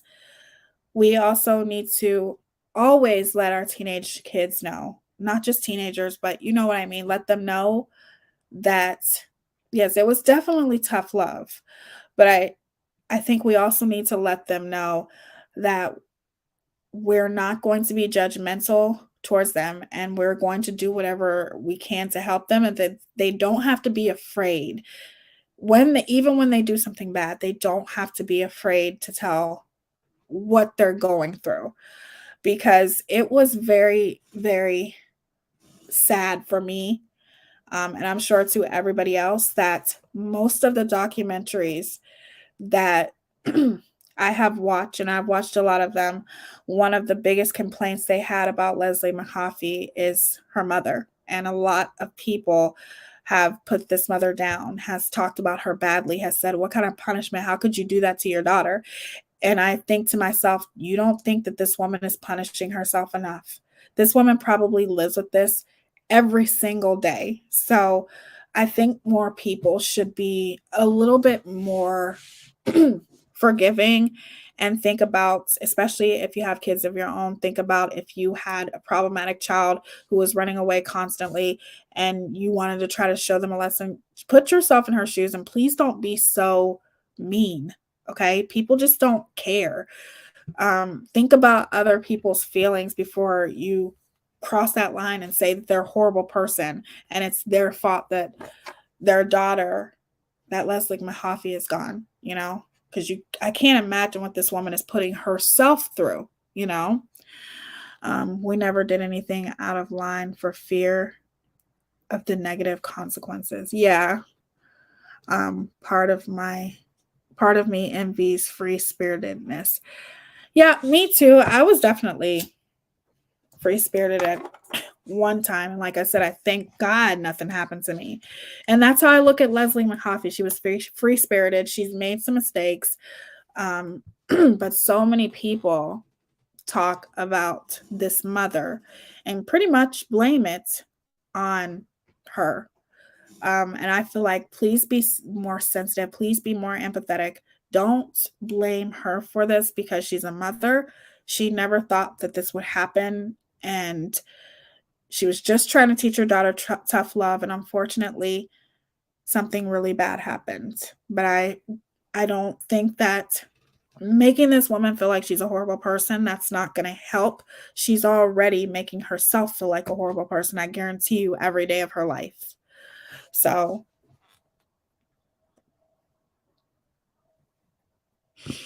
okay, so let's finish on with this.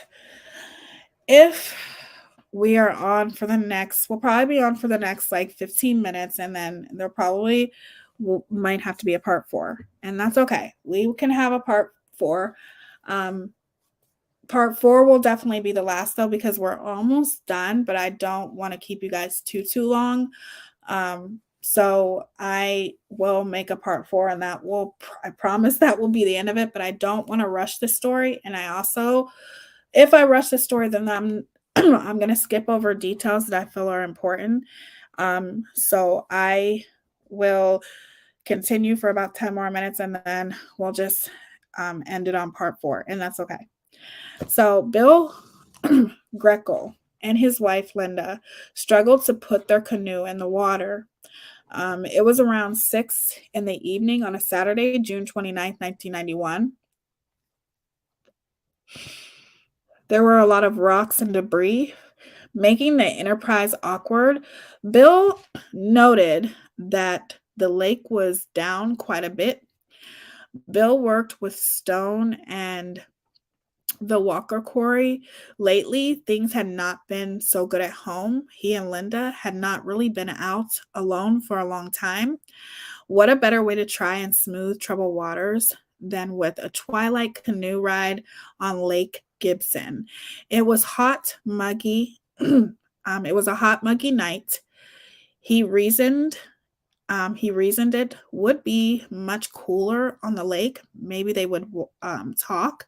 The area around Lake Gibson was steeped in history, and it was just a remote enough to encourage an imaginary paddle back into the 19th century. Except Bill Greco's canoe had a motor, which did not make the launch any easier than trying to imagine that he and Linda were back in a better time. The irony of the motor-driven canoe was lost on the Grecos. Stonemasons tend to be pragmatists, not dreamers, though. To the Grecos, Laura Secord made chocolates. They did not appreciate that over the crest of the hill, just off their left, the real Laura Secord had once saved Canada from an unruly band of Americans. American officers had occupied the Queenstone Heights, home Laura Secord shared with her wounded husband and their 5 children on the cusp of the war in 1812. One well-lubricated evening, Laura overheard some of the American officers outlining an attack.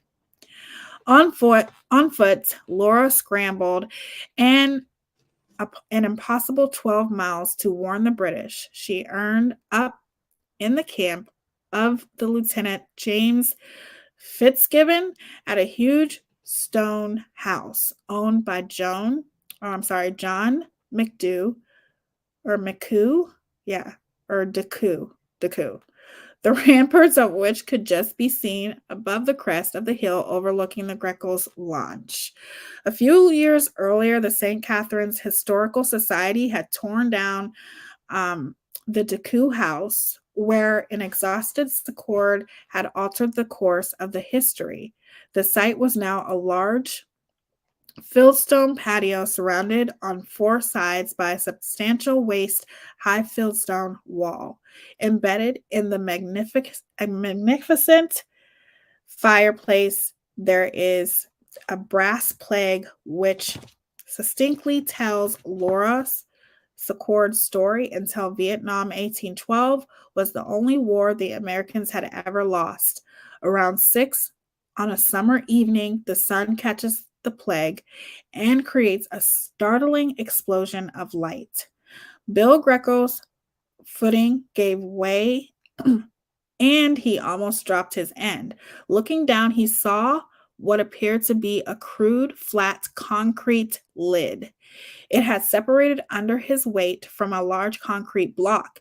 Inside the block, there were some kind of pellorous fish, unlike anything Bill had ever seen before.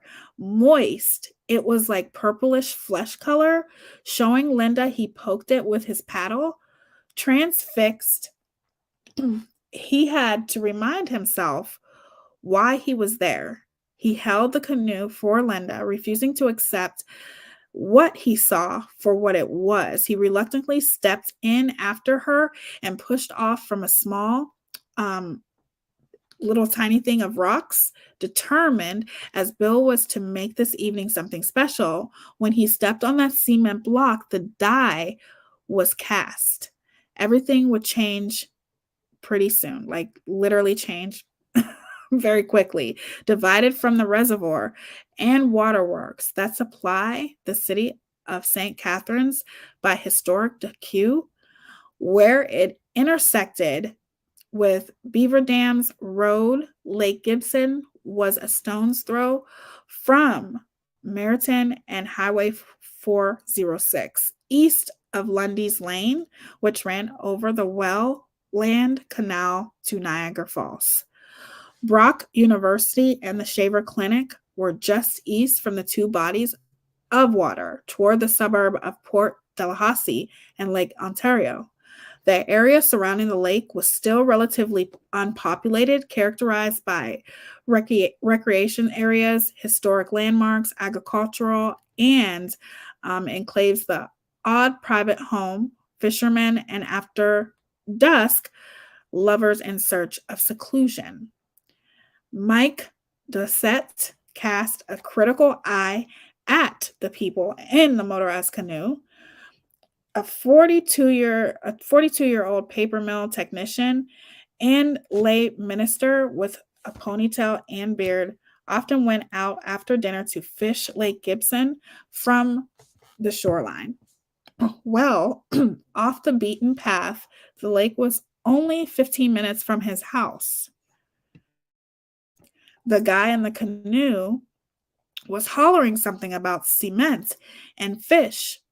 Duquette was fishing from shore and had just cast out. He thought he felt a slight tug on his line, I think. On his line, and was intently watching the spot in the water where his hook had dropped, poised to declare fish on, which it was. He always did, mostly for fun. He went out fishing with his adult son, Michael. He was a little miffed. Fishing was supposed to be, fun, like a fun sport. And here this guy is with his motor mouth, and his mouth is constantly running, determined to accomplish what he had set out to do. Have some kind of interlude with his wife. Bill Greco did not point the canoe back to shore until around 8:15 p.m. It had been a bust. The imagine of whatever it was in the concrete block had followed them. A large, misshapen fish swimming just below the lake's surface. Every time he looked in the water, he saw it. On his way back, he hollered at the fisherman again. "Did you see it?" Mike decided the only way to shut the guy up was to go over and have a look at whatever it was that had him in such a lather. It looked like his son had hooked a big one, so Mike waited until that was resolved, and then he reeled in. A couple minutes more, he had navigated the rocky shoreline. The water level was exceptionally low, even for a Friday night. There it was, just like the guy said. What appeared to be crudely made cement block had come apart, and inside there was something that looked like a human thigh and a foot embedded in the wet cement. The stranger with the motorized canoe said that he thought it could be a body part or some body parts. Even though he knew the guy was right, Mike heard himself say no. It looked like a block had been painted black. It resembled a miniature coffin, about 2 feet long and a foot deep, the kind in which a tiny infant might be buried. The lid had simply come off, even though it was the hottest day in June, on June 29th. On record, Mike shivered. It was no fish. It looked like a human thigh. But it could not be. Maybe it wasn't. Dossett stood straight up. He looked at Bill Greco, uncomprehending. Whoever he was right about one thing. The thing in the concrete was a human body part. The light had started to go, and there was another block. He moved quickly. It, too, had a lid. Dossett pried it off. On this lid, he noticed bloodstains. Inside, there was a young girl's calf and a foot. We're almost sucking mud. See, during the weekend, we cut our diversion back to get down to the maximum amount of water we can divert. Bob Brickman started to explain, but Sergeant Bob Wilkinson did not want to know. He just wanted to know if the Brickman could maintain the water level in the Lake Gibson where it was. Brickman worked for the local hydroelectric company in St. Catharines. He was in the process of zeroing out for the week when the call came in.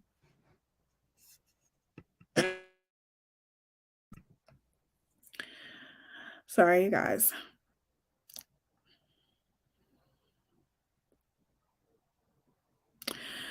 So when the call came in,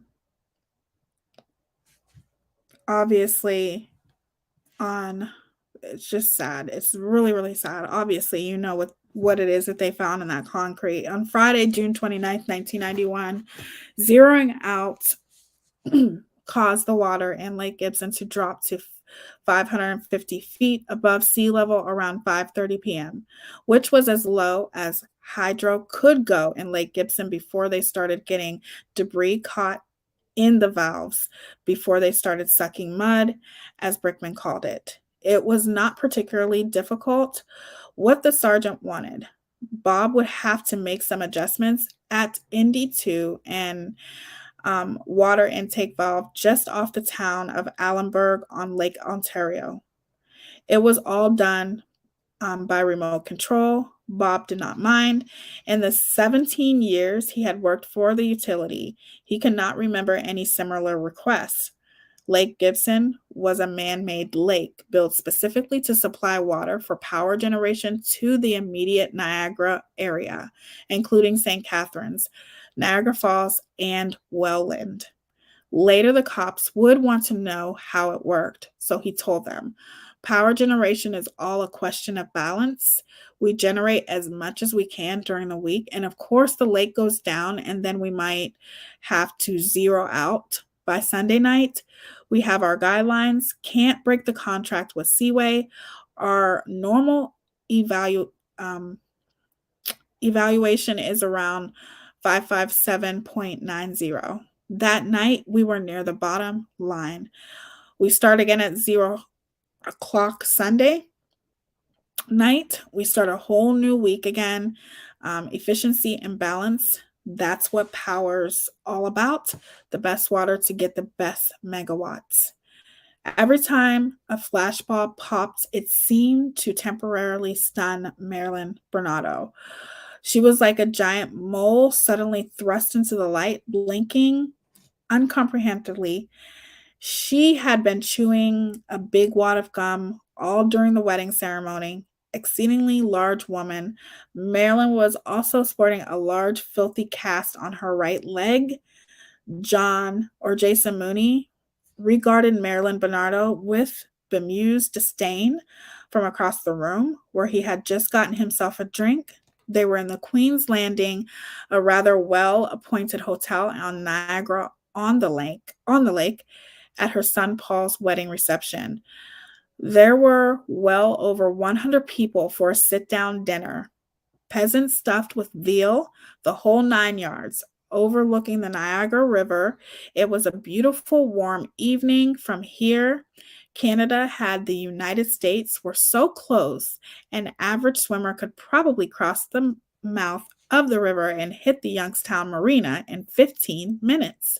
A reception line had formed outside the Macleod room where the dinner would be served. Mooney was a dark haired, good looking 18-year-old kid.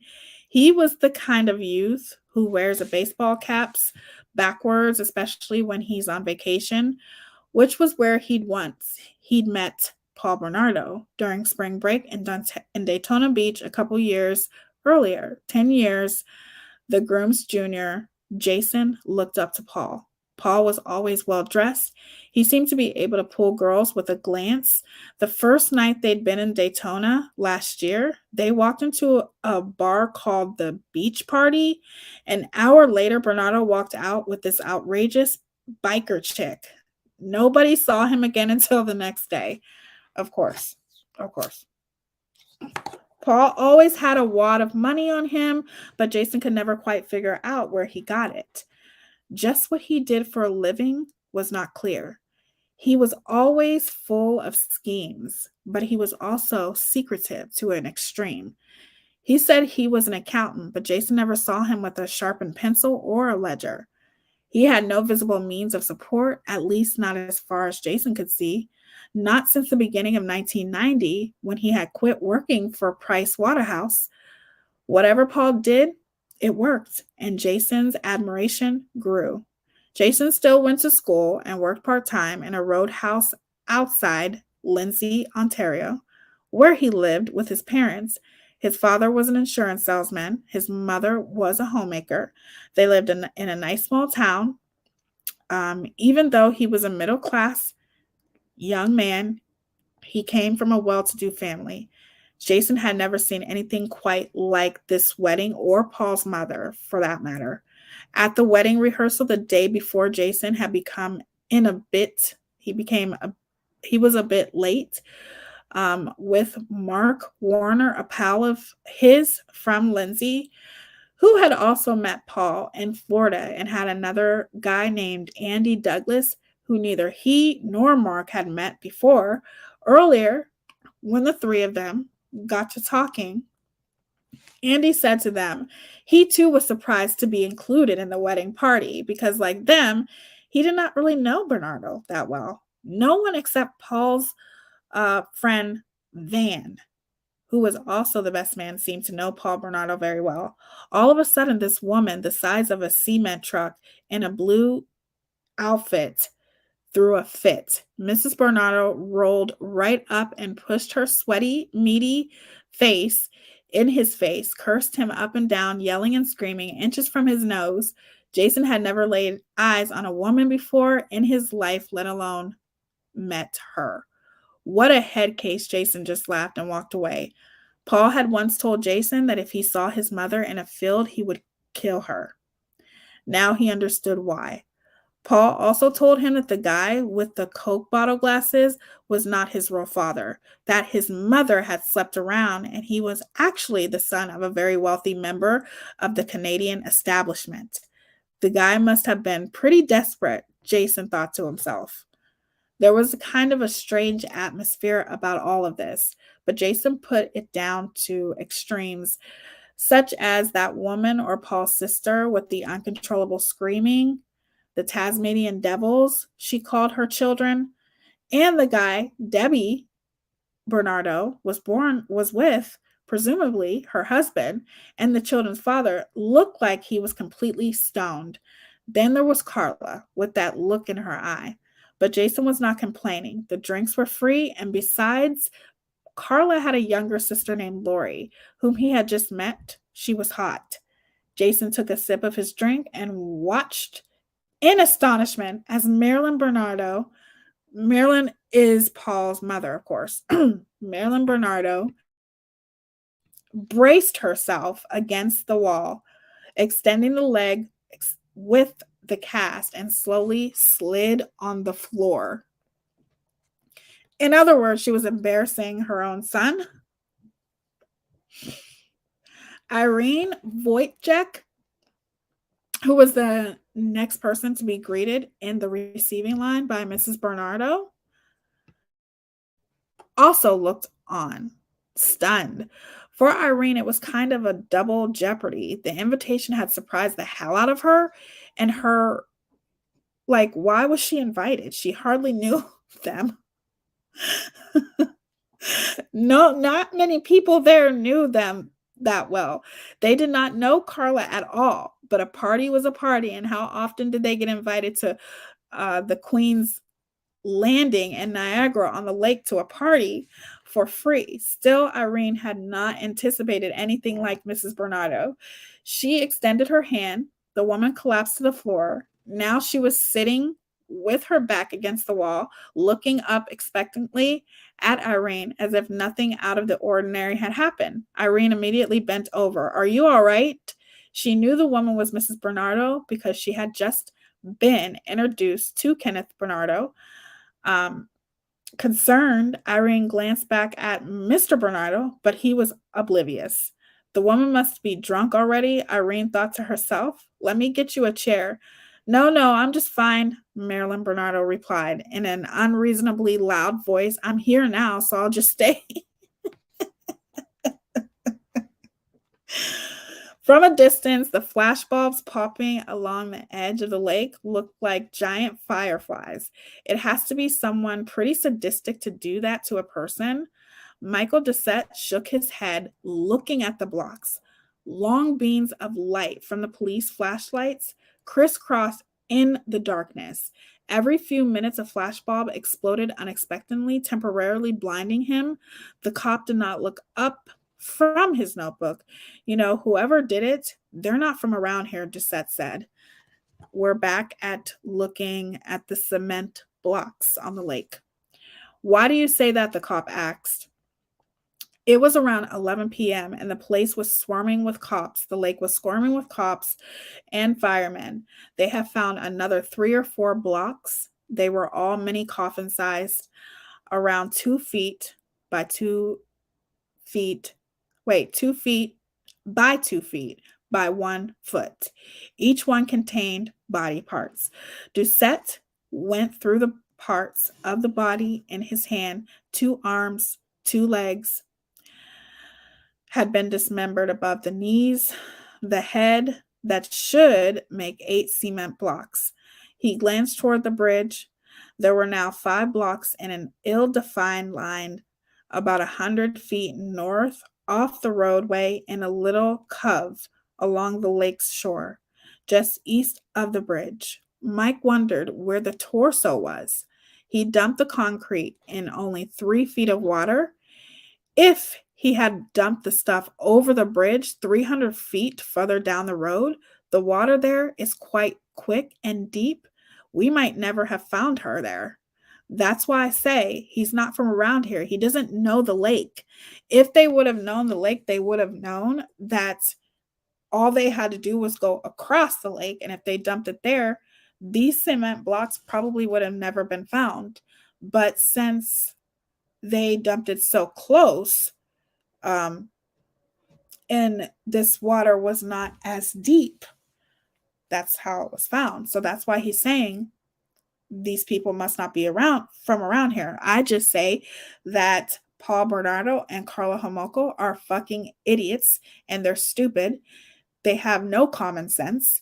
And luckily, okay, for Leslie, they didn't have any common sense because thank God that they did find the body, even though she was dismembered, unfortunately. But that's why he figured that they're not from around here because of where they put the body, but it's just because they're idiots, okay? It was so romantic, the wedding. Everything from the service and 1 Corinthians, love never fails, to the horse-drawn carriage and the bride and the groom's tour around Niagara on the lake, sipping champagne from those exquisite flutes, Paul and Carla, waving to all the people on the streets, every moment recorded on videotape. Paul had the absolute limousine service take them along the road, past the vineyards and the lavish private homes to the miniature church in the shadow of General Brock's massive 400-foot Queenston Heights monument. The little church was really just a silly tourist attraction, but there was something so romantic about how they stopped and bending their heads so they could get through the tiny door. Um, the miniature church was only a few feet taller than Paul.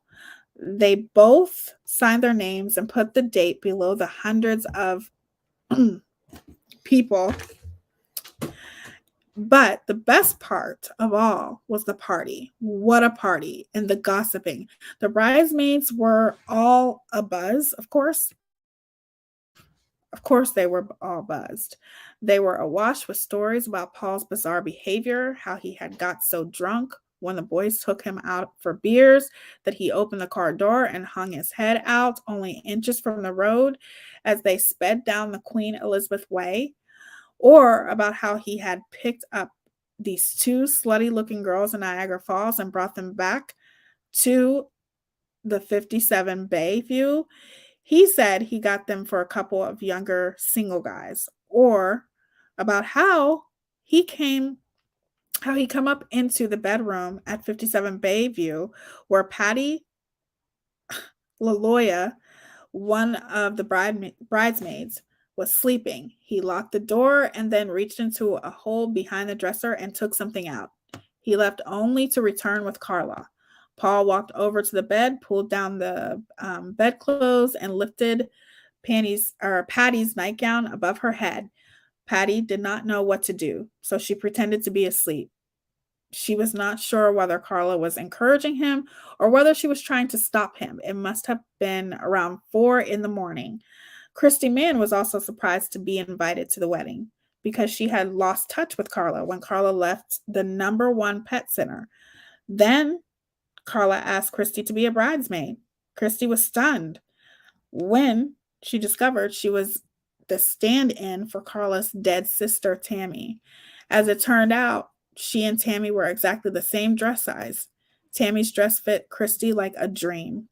It was Debbie Purdy's story about Carla and Christy that was the most strange. Since that night in 1987 when Carla brought Paul back to the hotel at the Howard Johnson's in Scarborough, Christy had been fascinated with Carla. There was just something about her. How did a teenage girl from St. Catharines snare a rich, well-fixed, good-looking older man with a great car? Debbie and Carla had been out shopping before the wedding, and they had stopped in a pet store. Carla picked up a big leather-studded dog collar and tried it on. Debbie said to her, "That's a bit big for a buddy, don't you think?" Carla replied, "Well, actually, it's for me." Carla bought the dog collar. "Don't tell anyone," she said, "but Paul gets off on this stuff." No, she's not. She is not in prison. The first thing Sergeant Larry Markle saw when he got to the Faywell Road Bridge early Sunday morning was a man holding a fishing pole. That would not normally be remarkable. A lot of people fish around Lake Gibson and the reservoir. But this guy was not fishing. He was using his fishing pole to prevent a human torso from drifting under the bridge. The torso was that of a female, wrote Sergeant in his notebook.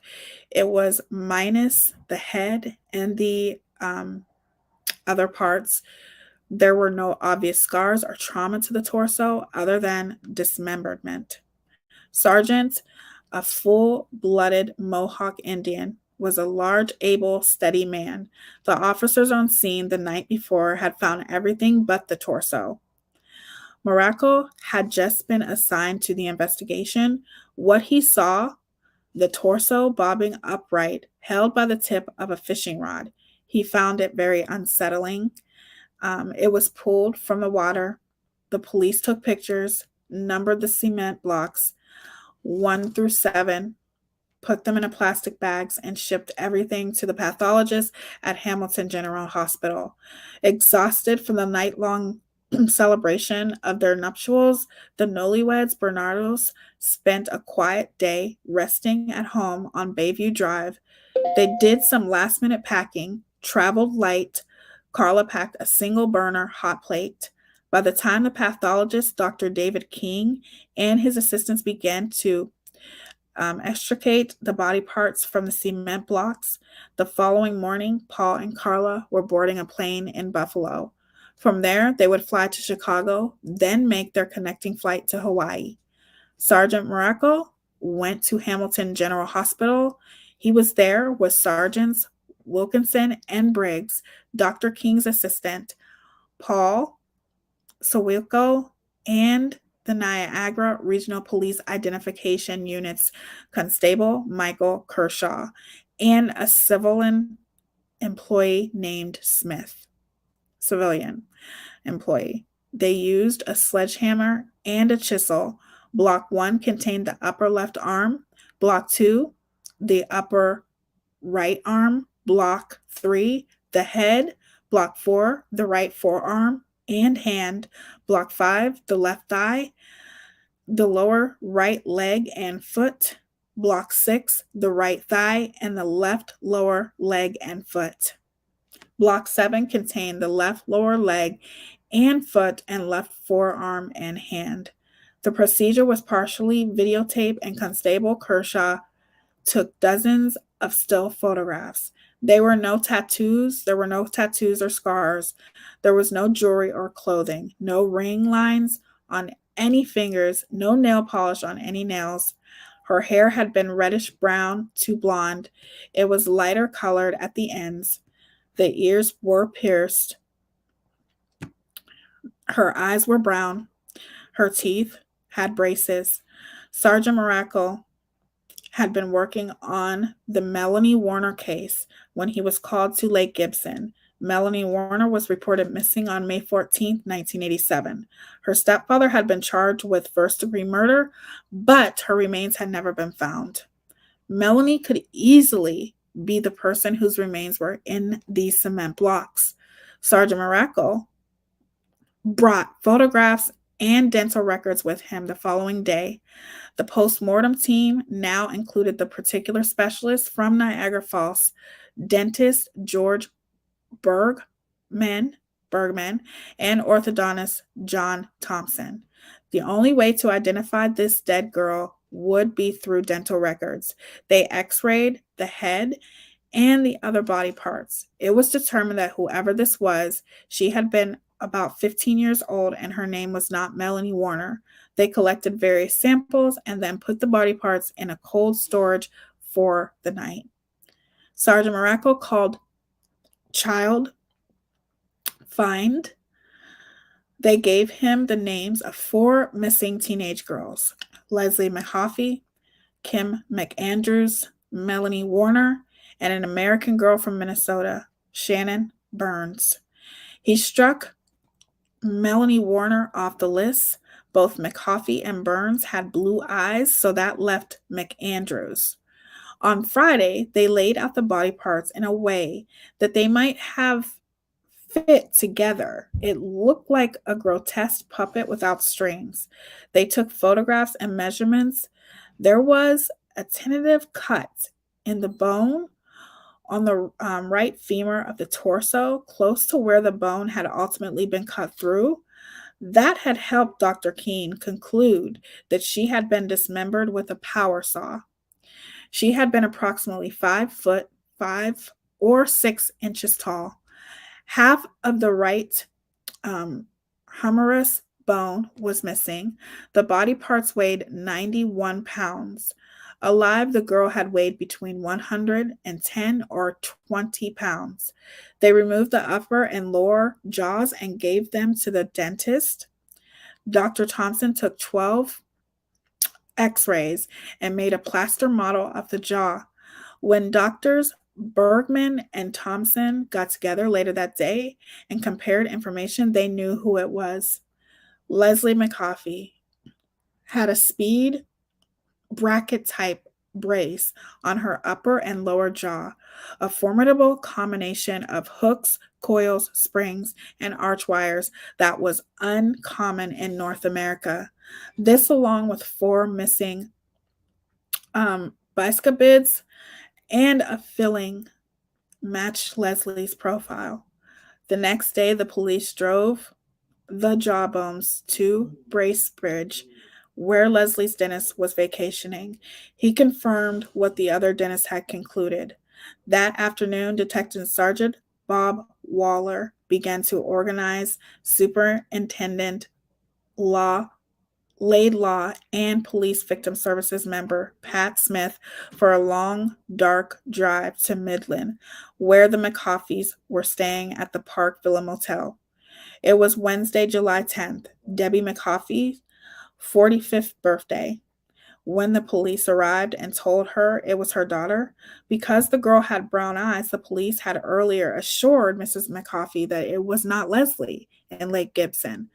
But Debbie McCoffey had not believed them. She instinctively knew that death and cement could turn even the bluest eyes dirty brown. Paul and Carla had a hell of a time on their honeymoon. They made a video record footage from the airplanes as they island hopped, combined with some stalking scenes, as well as many, many interludes with Paul and Carla having fun in their hotel rooms. They caught some crabs by the seashore and brought them back to their room. I killed one. Show them the one I killed, Carla demanded, grinning at the hotel sink full of the remaining live crabs. I think it went down the drain. Sorry, Car. Paul had ruefully then boiled the crabs on the hot plate Carla had packed. Carla wore a bikini and remarked how boring one particular excursion they had been. In one video segment framed against a magnificent sunset, Carla delivered to her new husband, who happened to be showering at the time. The beauty of this ocean, this beach, and everything here does not come close to equaling the love I feel for you, sweetheart. Gag. As she videotaped the sun sinking into the bay from their hotel room balcony, rain and clouds dogged the honeymoon. They returned home with the requisite trinkets and t-shirts and a section of the Honolulu newspaper dated July 11th, 1991, featuring an article headline, "Pulled Off-Road and Raped, Says Woman in Maui." Carla's parents picked them up at the Buffalo airport and told them the police had found body parts in Lake Gibson and identified them as the remains of that little girl from Burlington. Paul and Carla were seized by fear and astonishment. After all, the trouble they had gone to make sure Leslie would never be found, Carla was frantic. She knew she should have taken the day off work and supervised the cement work. On Wednesday, Carla got another prescription for Halcyon from a new doctor named Lovegrove. She also went back to Dr. Yeager and refilled her other prescription of Halcyon. Carla now felt she was well prepared for any opportunity that might present itself. They had Jane and her mother over for dinner. The always the mother's concern about Jane's relationship with Paul and Carla. Jane's mother continued to be perplexed by the couple's inordinate interest in their 15-year-old daughter, but Jane loved Carla and her mother could not reason with her. Paul's strange, passionate rant about his untenable relationship with his mother and the fact that his father was not his real father did nothing to what was the point of him even telling this to Jane's mother? But Jane was turning 16 and her mother felt powerless. Paul and Carla began to go out together looking for new sex slaves. Paul developed a real thing for a waitress from the Red Hot Chili Pepper, a beer and wings joint in downtown St. Catharines. He and Carla followed her home a couple of times. One night, they succeeded in videotaping the waitress undressing through her bedroom window. She stood in the window, obviously nude, and rubbed lotion all over her body. Obviously, she just got out of the shower. Paul became so excited he could not keep the camera steady and soon went back to the car, relieved himself furiously. Carla thought it was too funny. My brother-in-law just retired from the coroner's office.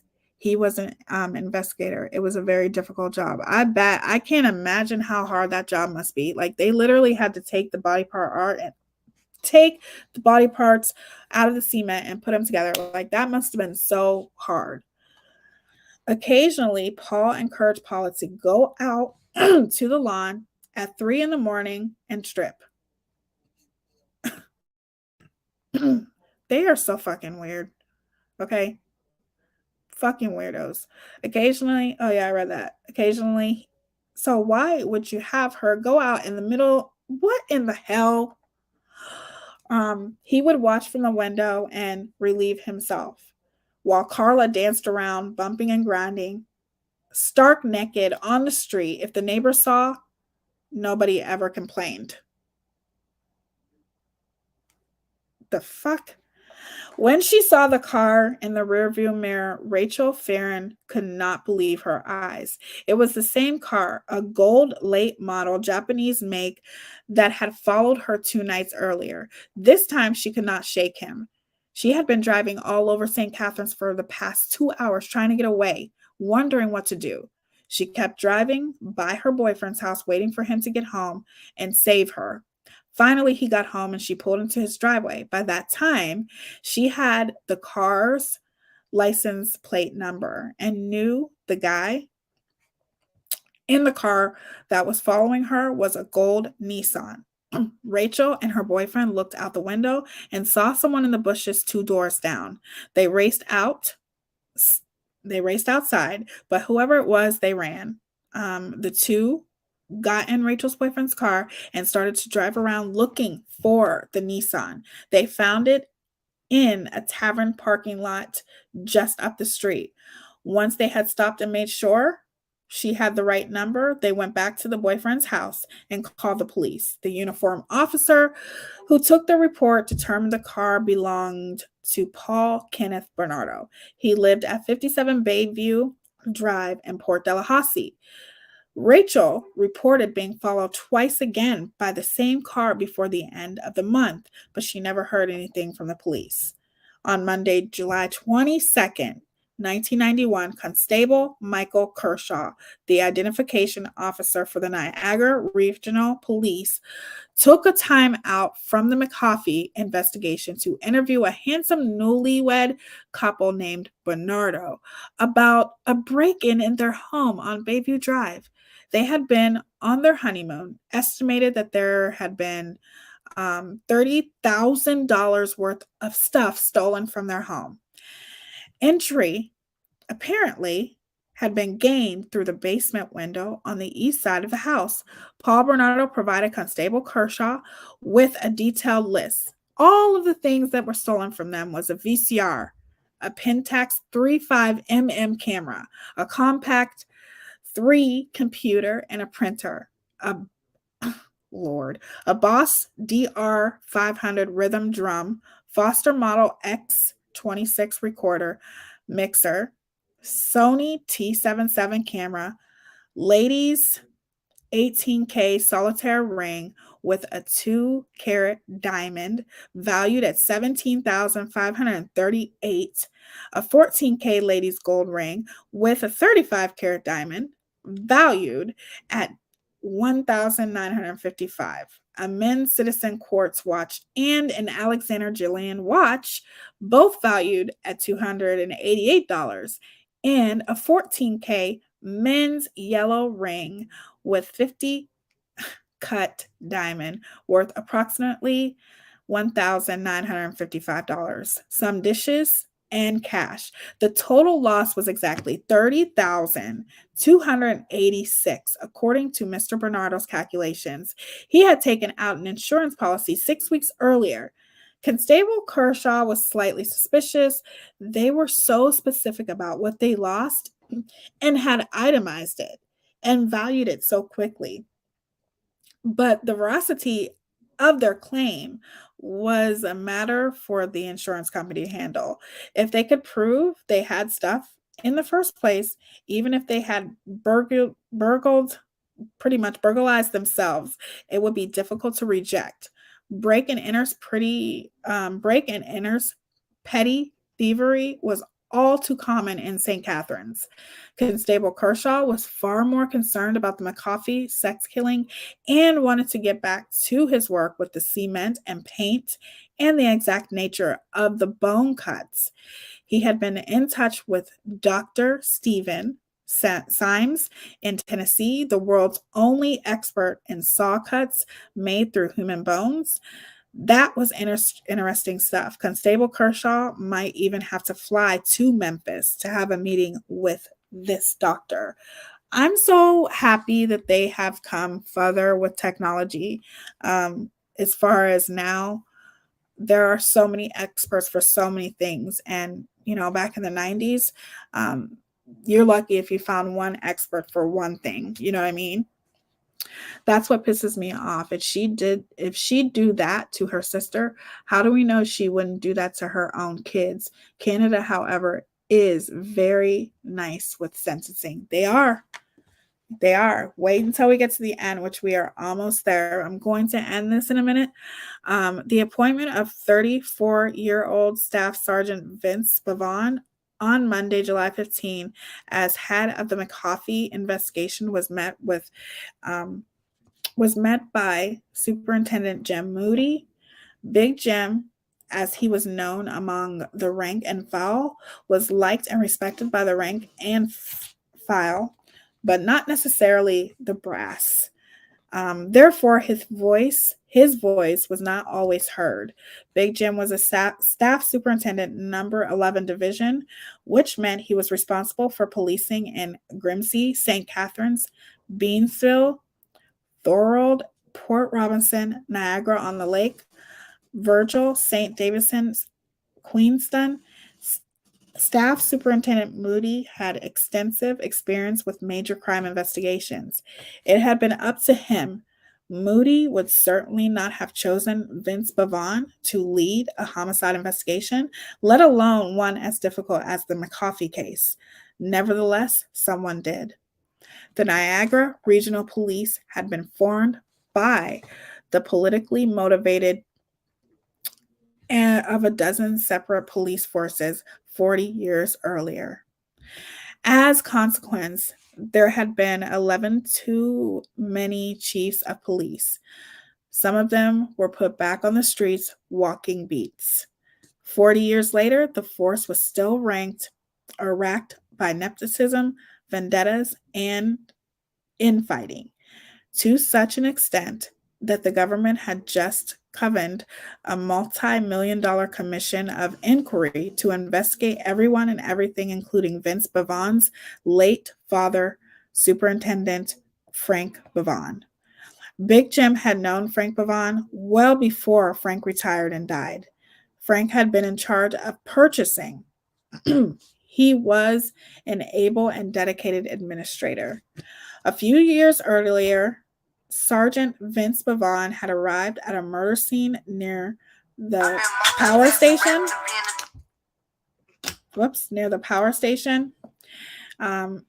Big Jim, who was everything that his name suggested, Irish Catholic, large, dogmatic, old school, believed in fundamentals such as shoe leather, common sense, and intuition. Is it intuition? Yeah, intuition. He did not believe computer technology rhetoric. Big Jim did not have a university education, which is why he kind of was not taken seriously, but he was also put on this case.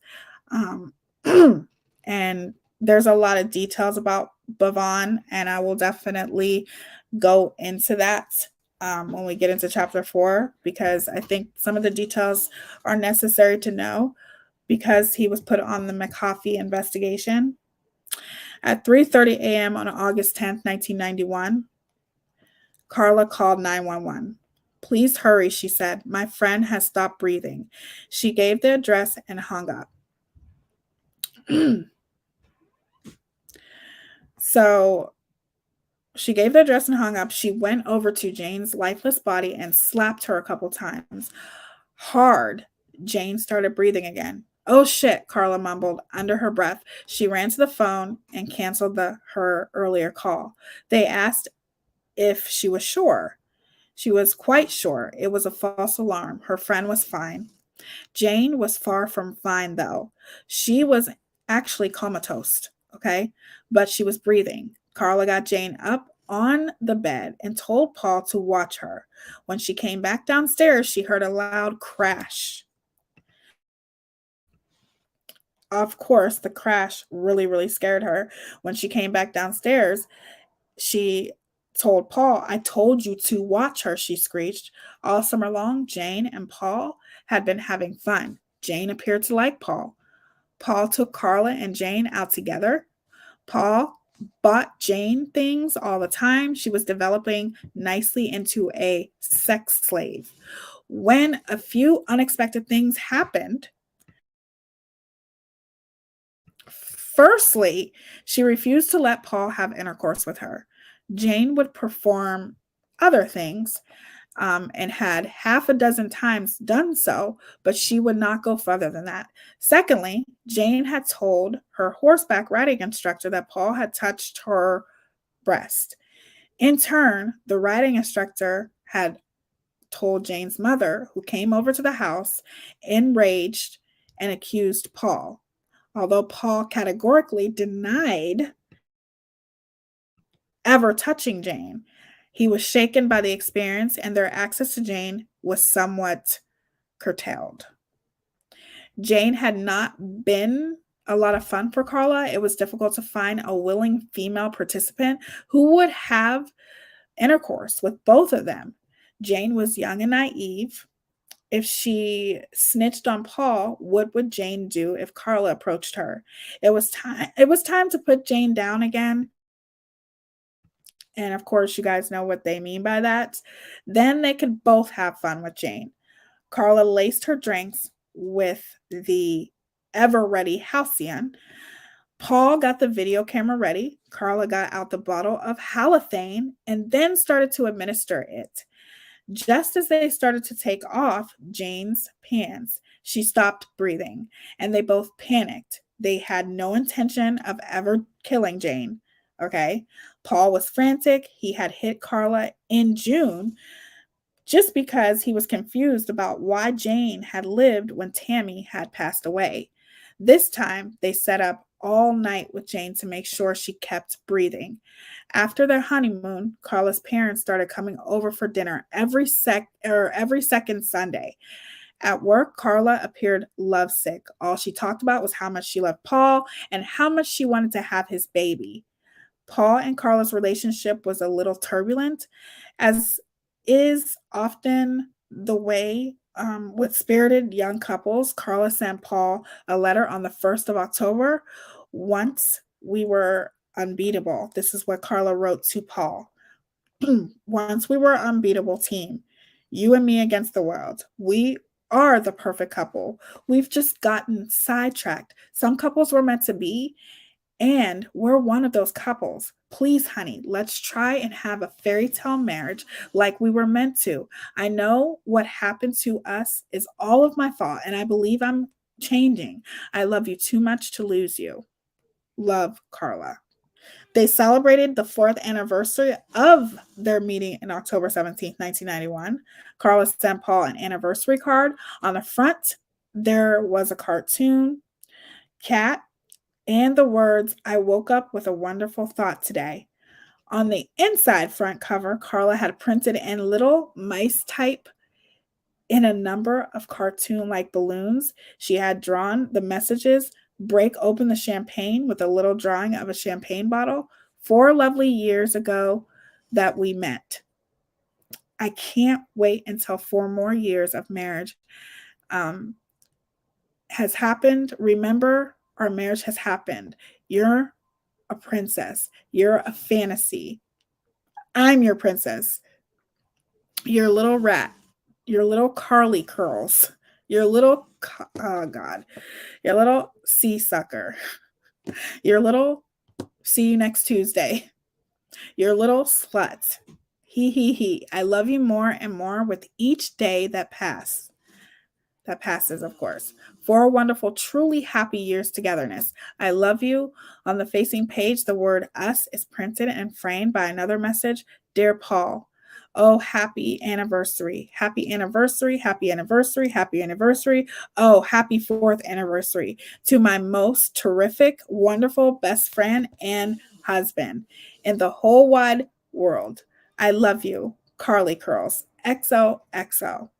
Carla was writing to all her friends, telling them she was blissfully happy, and to those among them, such as Debbie Purdy, who were lovelorn, she freely gave advice to all of them. Does Carla have? No, they never had children. Thank God. Thank the Lord. Kim Johnston gave all the samples from Scarsboro rape investigation back to Detective Steve Irwin on November 6th. I'm sorry. There was approximately 230 exhibits dating back to 1987. The Center for Forensic Science was not a warehouse. All the samples had been tested and reports were included.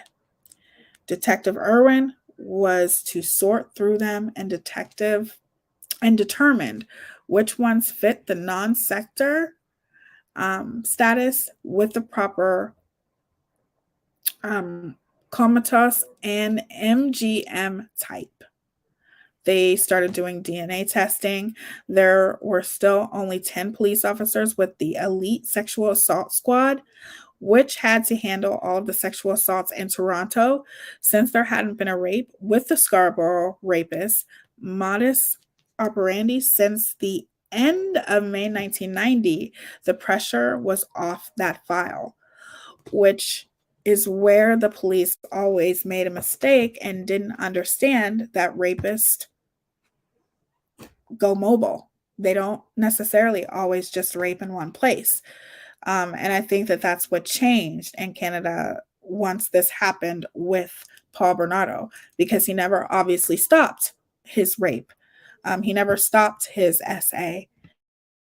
He just moved it to a different area. And to me, the police were very, very naive when it came to that. They definitely should have always considered, maybe he moved somewhere else. They just couldn't and didn't put 2 and 2 together. And that was the problem. They couldn't put 2 and 2 together.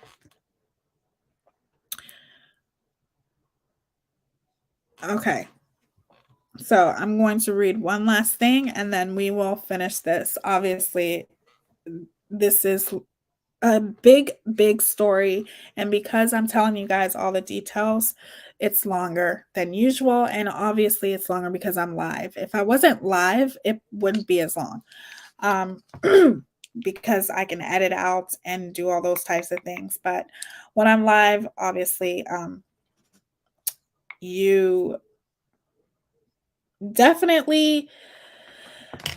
are very patient. I hope you are enjoying the details of this, because there's a reason why I'm getting into details about everything. I still haven't gone in depth into details because I just don't. It's bad. It's really, really bad, the things that he's done. So in December, Paul's sister Debbie formally laid SA assault charges against her father. Do you guys remember in the beginning I talked about Debbie, who was molested by her father, which is Kenneth Bernardo? She discovered he was doing to her 4-year-old daughter what he had once done to her. So she was letting her father. I'm going to have to tell you guys, a lot of these people are very naive. Everyone who's involved in this story, very naive about everything, very oblivious, very nonchalant, very not taking things seriously. Why on earth would you let the man who molested you around your 4-year-old daughter? I don't understand it. I don't. So only this time, it was not while they watched Walt Disney on Sunday nights. Marilyn Bernardo tried to talk some sense into her daughter. Debbie's brother, David, tried to explain that once the charges were laid, there would be no going back. The system would take over. But her daughter, Samantha, was the last straw.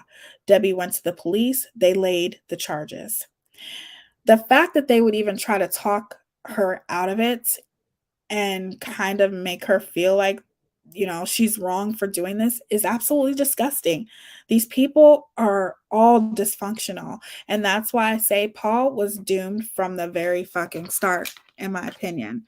Like, I'm sorry. They all were. They're all dysfunctional. They all just, I don't get it. They just don't think.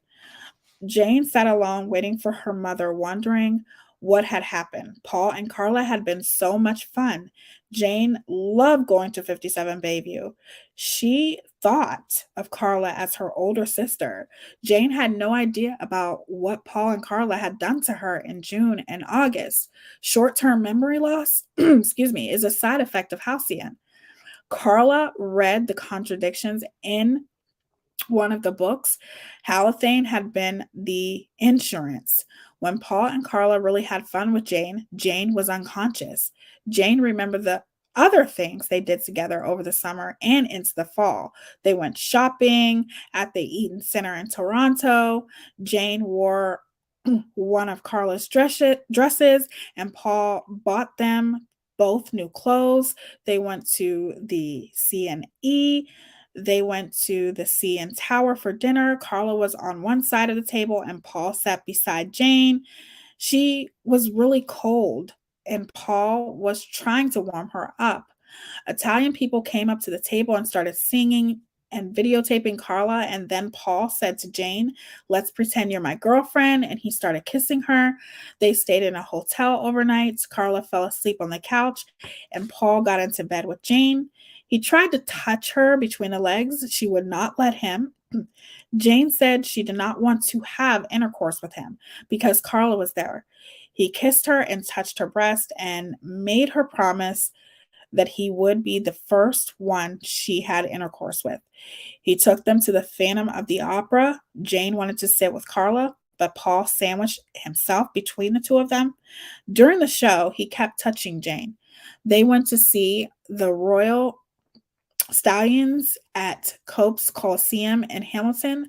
Paul and Carla liked horses. Carla even rode one of the horses. They all went to one of Jane's horse shows. They rented and watched all kinds of videos. They listened to great music. Jane played with Buddy. They would all go up into Paul's studio. There were posters on the wall. The Budweiser people, cars, and pictures of Paul and Carla in Florida. The other wall was covered with piles of tapes. Paul said he was producing a rap album. Paul was always nice to Carla when Jane was around. Only once they were outside in the backyard, Paul told Carla to shut up and go in the house, and she was almost in tears. And then she said to Jane, "I think Paul needs a hug. Why don't you give him a hug and give him a kiss?" Paul would tell Carla that he was going to have a talk with Jane and then take her into the guest room, shut the door, and persuade her to give him pleasure. When they came out, Carla would say, "Did you guys have a nice talk?" It was Friday, December 13th, 1991. That afternoon, they had gone to the Credit Value Dog Show. When they got home, Jane helped Paul and Carla wrap Christmas gifts. Jane had bought Paul the Guns N' Roses Live CD and Carla napkin rings with little dots in the shape of bows and candy canes. Carla had a thing for candy canes. The first time Carla had called Jane, they went to Port Tallahassee and had candy canes even though it was June. Carla suggested they open their presents right then and there, and Paul said that he had searched for Jane's presents far and wide, and one of them was even a boyfriend slash girlfriend present. Even though Jane had kissed Paul in front of Carla and had filleted him frequently over the summer and had been told by Carla that everything was all right, Jane was still disgusted when he did stuff like that in front of his wife.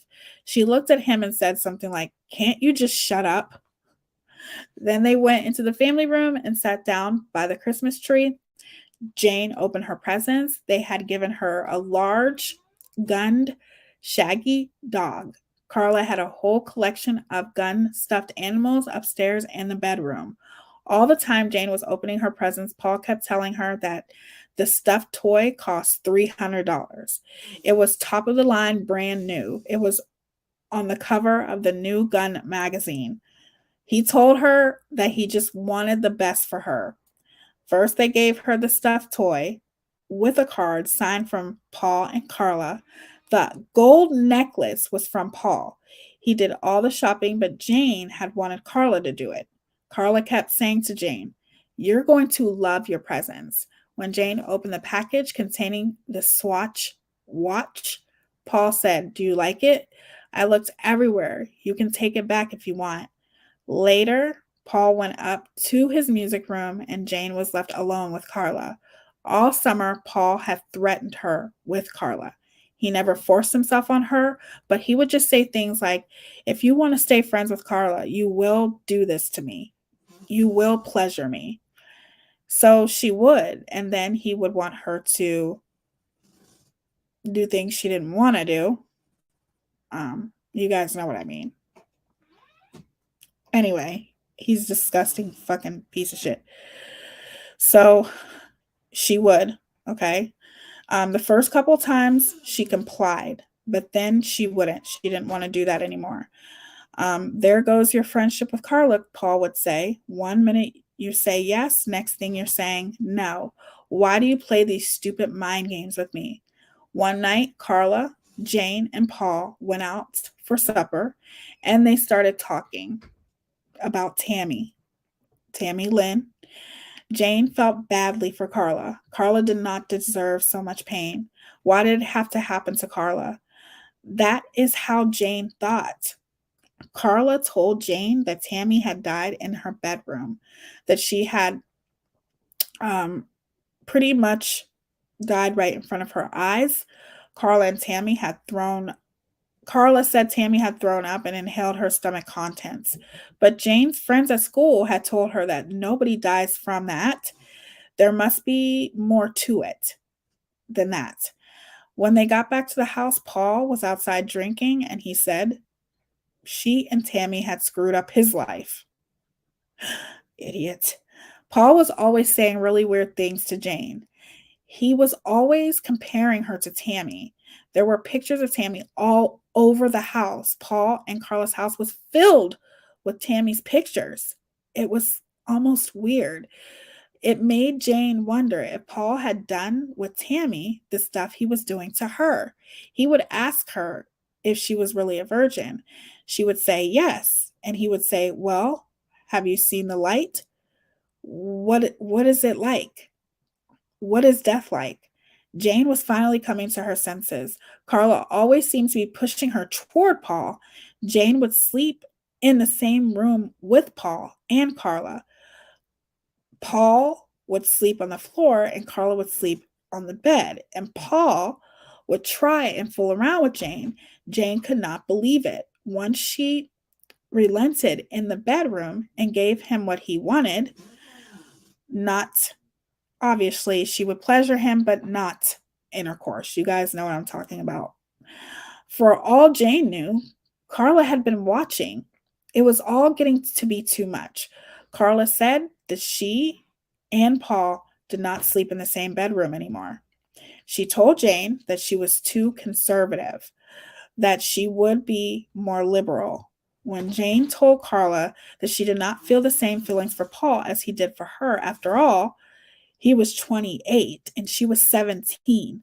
Carla said, "Well, he's the best thing that could ever happen to you. You don't know what you're missing." Carla was not going to be the one to tell Paul. Jane would have to do it herself. Resolved, Jane marched upstairs and told him, the bad thing about you is you said I'd be the first one you had sex with. And now this, Paul told her.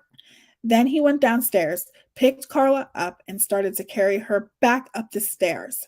Carla seemed tired that night. She had a headache. Paul smoked some dope, and he was probably drunk. He had certainly been drinking, telling Jane she was worth nothing, that she had no value in life, because it looked as if they were going to ignore her now. Jane asked Carla if she was mad. No, Carla said she wasn't mad. But I'm a little bit upset with you, Carla told Jane. Paul carried Carla upstairs, and neither of them came back down again. Jane's mother arrived 45 minutes later at 11 o'clock. All that time, Jane sat alone, waiting. She realized that Carla was not her friend at all. Carla had meant the world to Jane. I think Jane was more in love with Carla. She didn't really want anything to do with Paul. I think she had a huge crush on Carla. She looked at Carla like her best friend. She had been Jane's best friend, and Jane trusted her. Now she knew Carla had just been using her. Jane never went back to 57 Bayou Drive. Good for Jane. Obviously, that's not Jane. Jane is not her real name. It's these victims are protected, but good for Jane that she never went all the way with Paul, and good for her that she realized that and never went back, because ultimately her life was in danger, right? Okay, so we're going to end it there, you guys, because we've been on here for a long time. Although I love doing this and I love the reading, thank God Jane left there. I'm sure she thanks herself till this fucking day for that. But I really enjoy talking. I don't enjoy what's happening, but I enjoy doing these type of deep dives. I like the fact there's a whole bunch of stuff that I've skipped, though, you guys.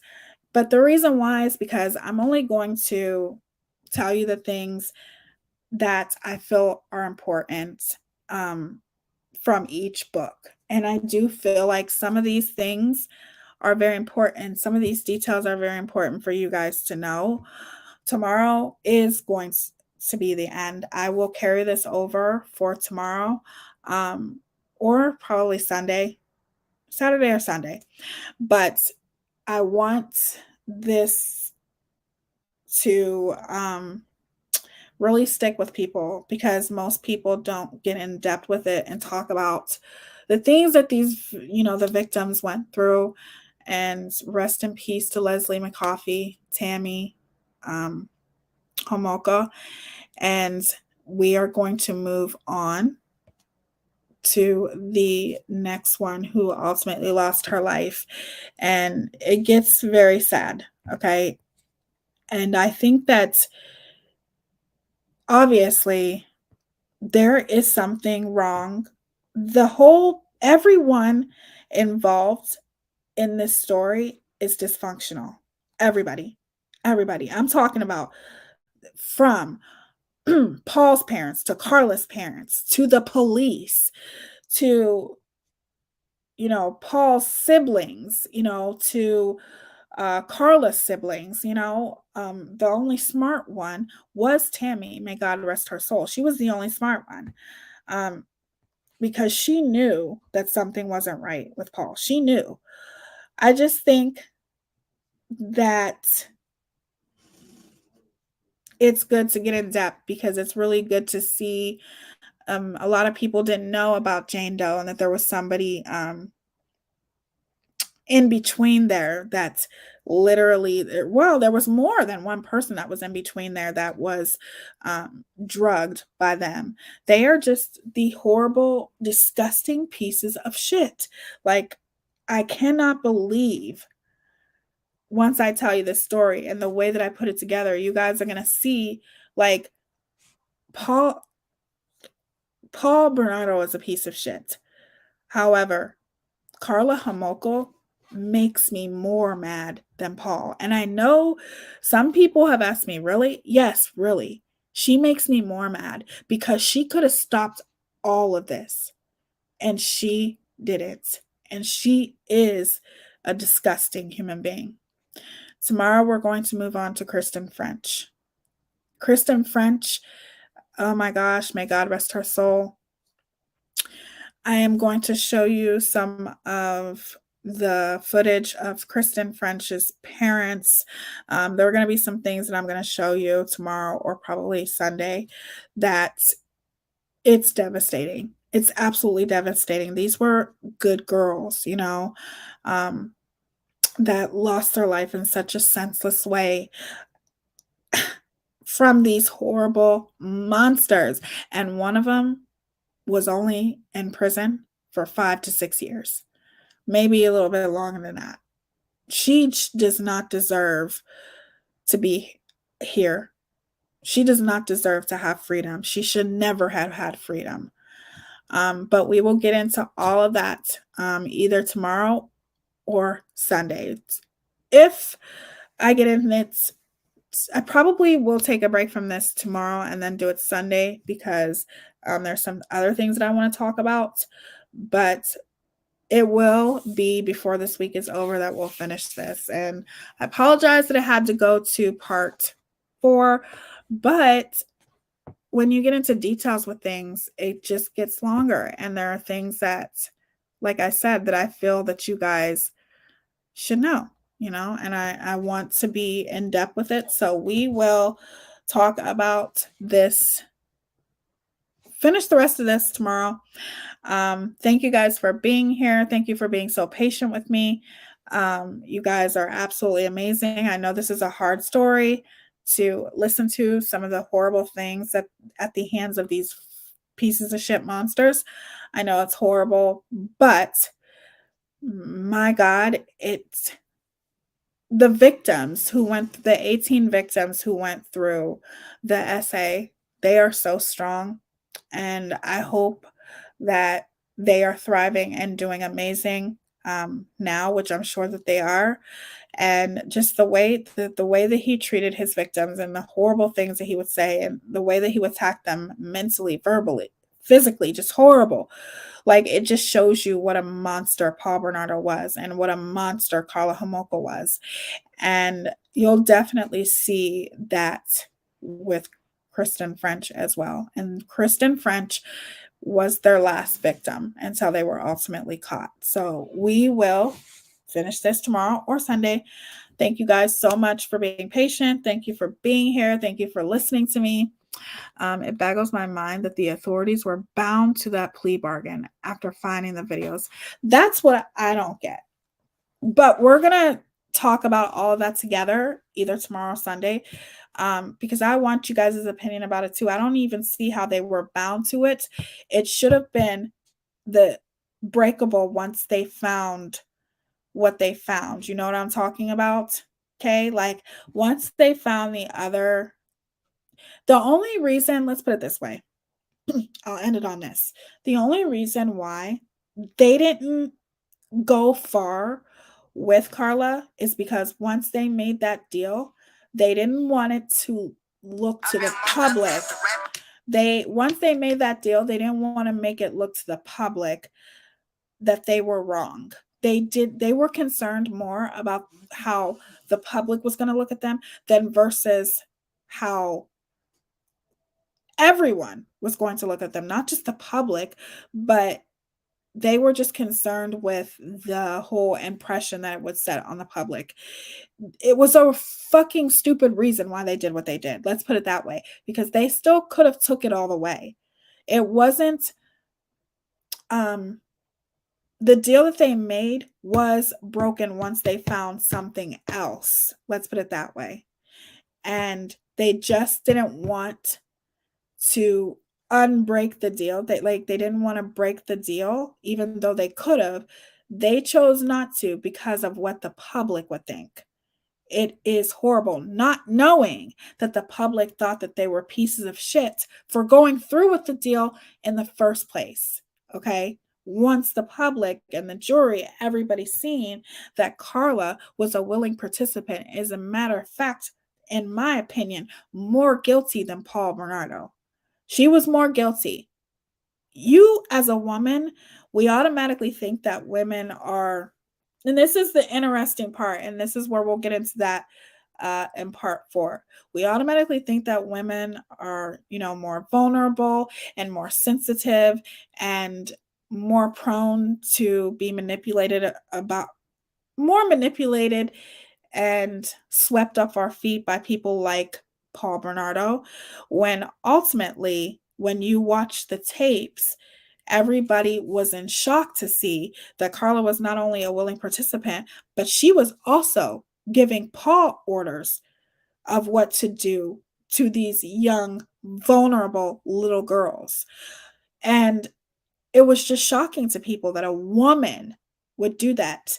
They literally just automatically assumed that Carla was the victim, because towards the end, once you see what happens to her, she was a victim. And there are a lot of people out there that'll disagree with me and all of us in here and say, maybe, there has been a lot of people that say that even the 2 books that I read, like Invisible Darkness for one, the Ken and Barbie murders, they'll say that those authors are biased because they're not looking at the mental and verbal abuse that Carla went through. I say bullshit. Yeah, she went through mental and verbal abuse, but it clearly shows on those videotapes, which I haven't seen, but I see the details in my book. She clearly was a willing participant. She clearly knew what she was doing. She clearly helped him reel in these young women. Okay? Not even women. They are not women. They are fucking children. She helped him, okay, coerce these young little girls. And people did not think, that she would be capable of something like this because of the things that she went through. She may have went through mental and verbal abuse from Paul Bernardo. You're right. But he didn't force her ass to stay. And he also didn't force her to be with these women like she accused him of. She wanted to be, that perpetual victim. But once you see those tapes, you see very clearly. If I read to you guys everything that happened with Leslie Mahaffey and Tammy, if I told you guys everything that's why I suggest reading the books. If I told you guys everything that Carla was doing, everything that Paul Bernardo was doing, she was just as guilty, if not more guilty, than Paul Bernardo. That deal should have been broken. Once they found what they found, they had the opportunity to retry everything and to do it to where they prosecute her as well. Okay? But no, they continue to make the deal with her because they're afraid of how it's going to look to the public. Because obviously, Carla looked like a victim. Okay? Not knowing that once they seen those tapes, she was far from a victim, you guys. She's disgusting. Okay? She's just as disgusting, if not worse, than Paul Bernardo himself. She is a monster. Okay? Sure didn't she had her own sick perversion? She did. And she always has. That's why I wanted to go to the beginning of this, because she definitely was she was a sick woman herself. And I feel like she was doomed. Paul was doomed. They all were, and it's horrible. It's horrible. Is PH hiding something as well? Was the police department, they weren't hiding anything, but they were hiding what they found after the deal. Let's put it that way. Don't worry, we'll get all into it in part 4 and you'll see what I'm talking about. But I hope you guys have an amazing rest of your night. Thank you to my amazing mods. Thank you to all of you for being here. I appreciate it. Thank you for being patient. And I will see you guys either tomorrow or Sunday. I love you guys so much. You guys are absolutely amazing. And I love doing this. This is so much fun doing True Crime Thursdays, even though it's devastating in a way reading this stuff. It's still amazing to be here with you guys. So thank you for being patient. Stay amazing, stay beautiful, and I will see you guys tomorrow regardless. And I love you so much. I hope you guys have an amazing night, okay? And thank you again for being here. Remember how beautiful you are. Remember how blessed you are. Deuces. Love y'all. Bye.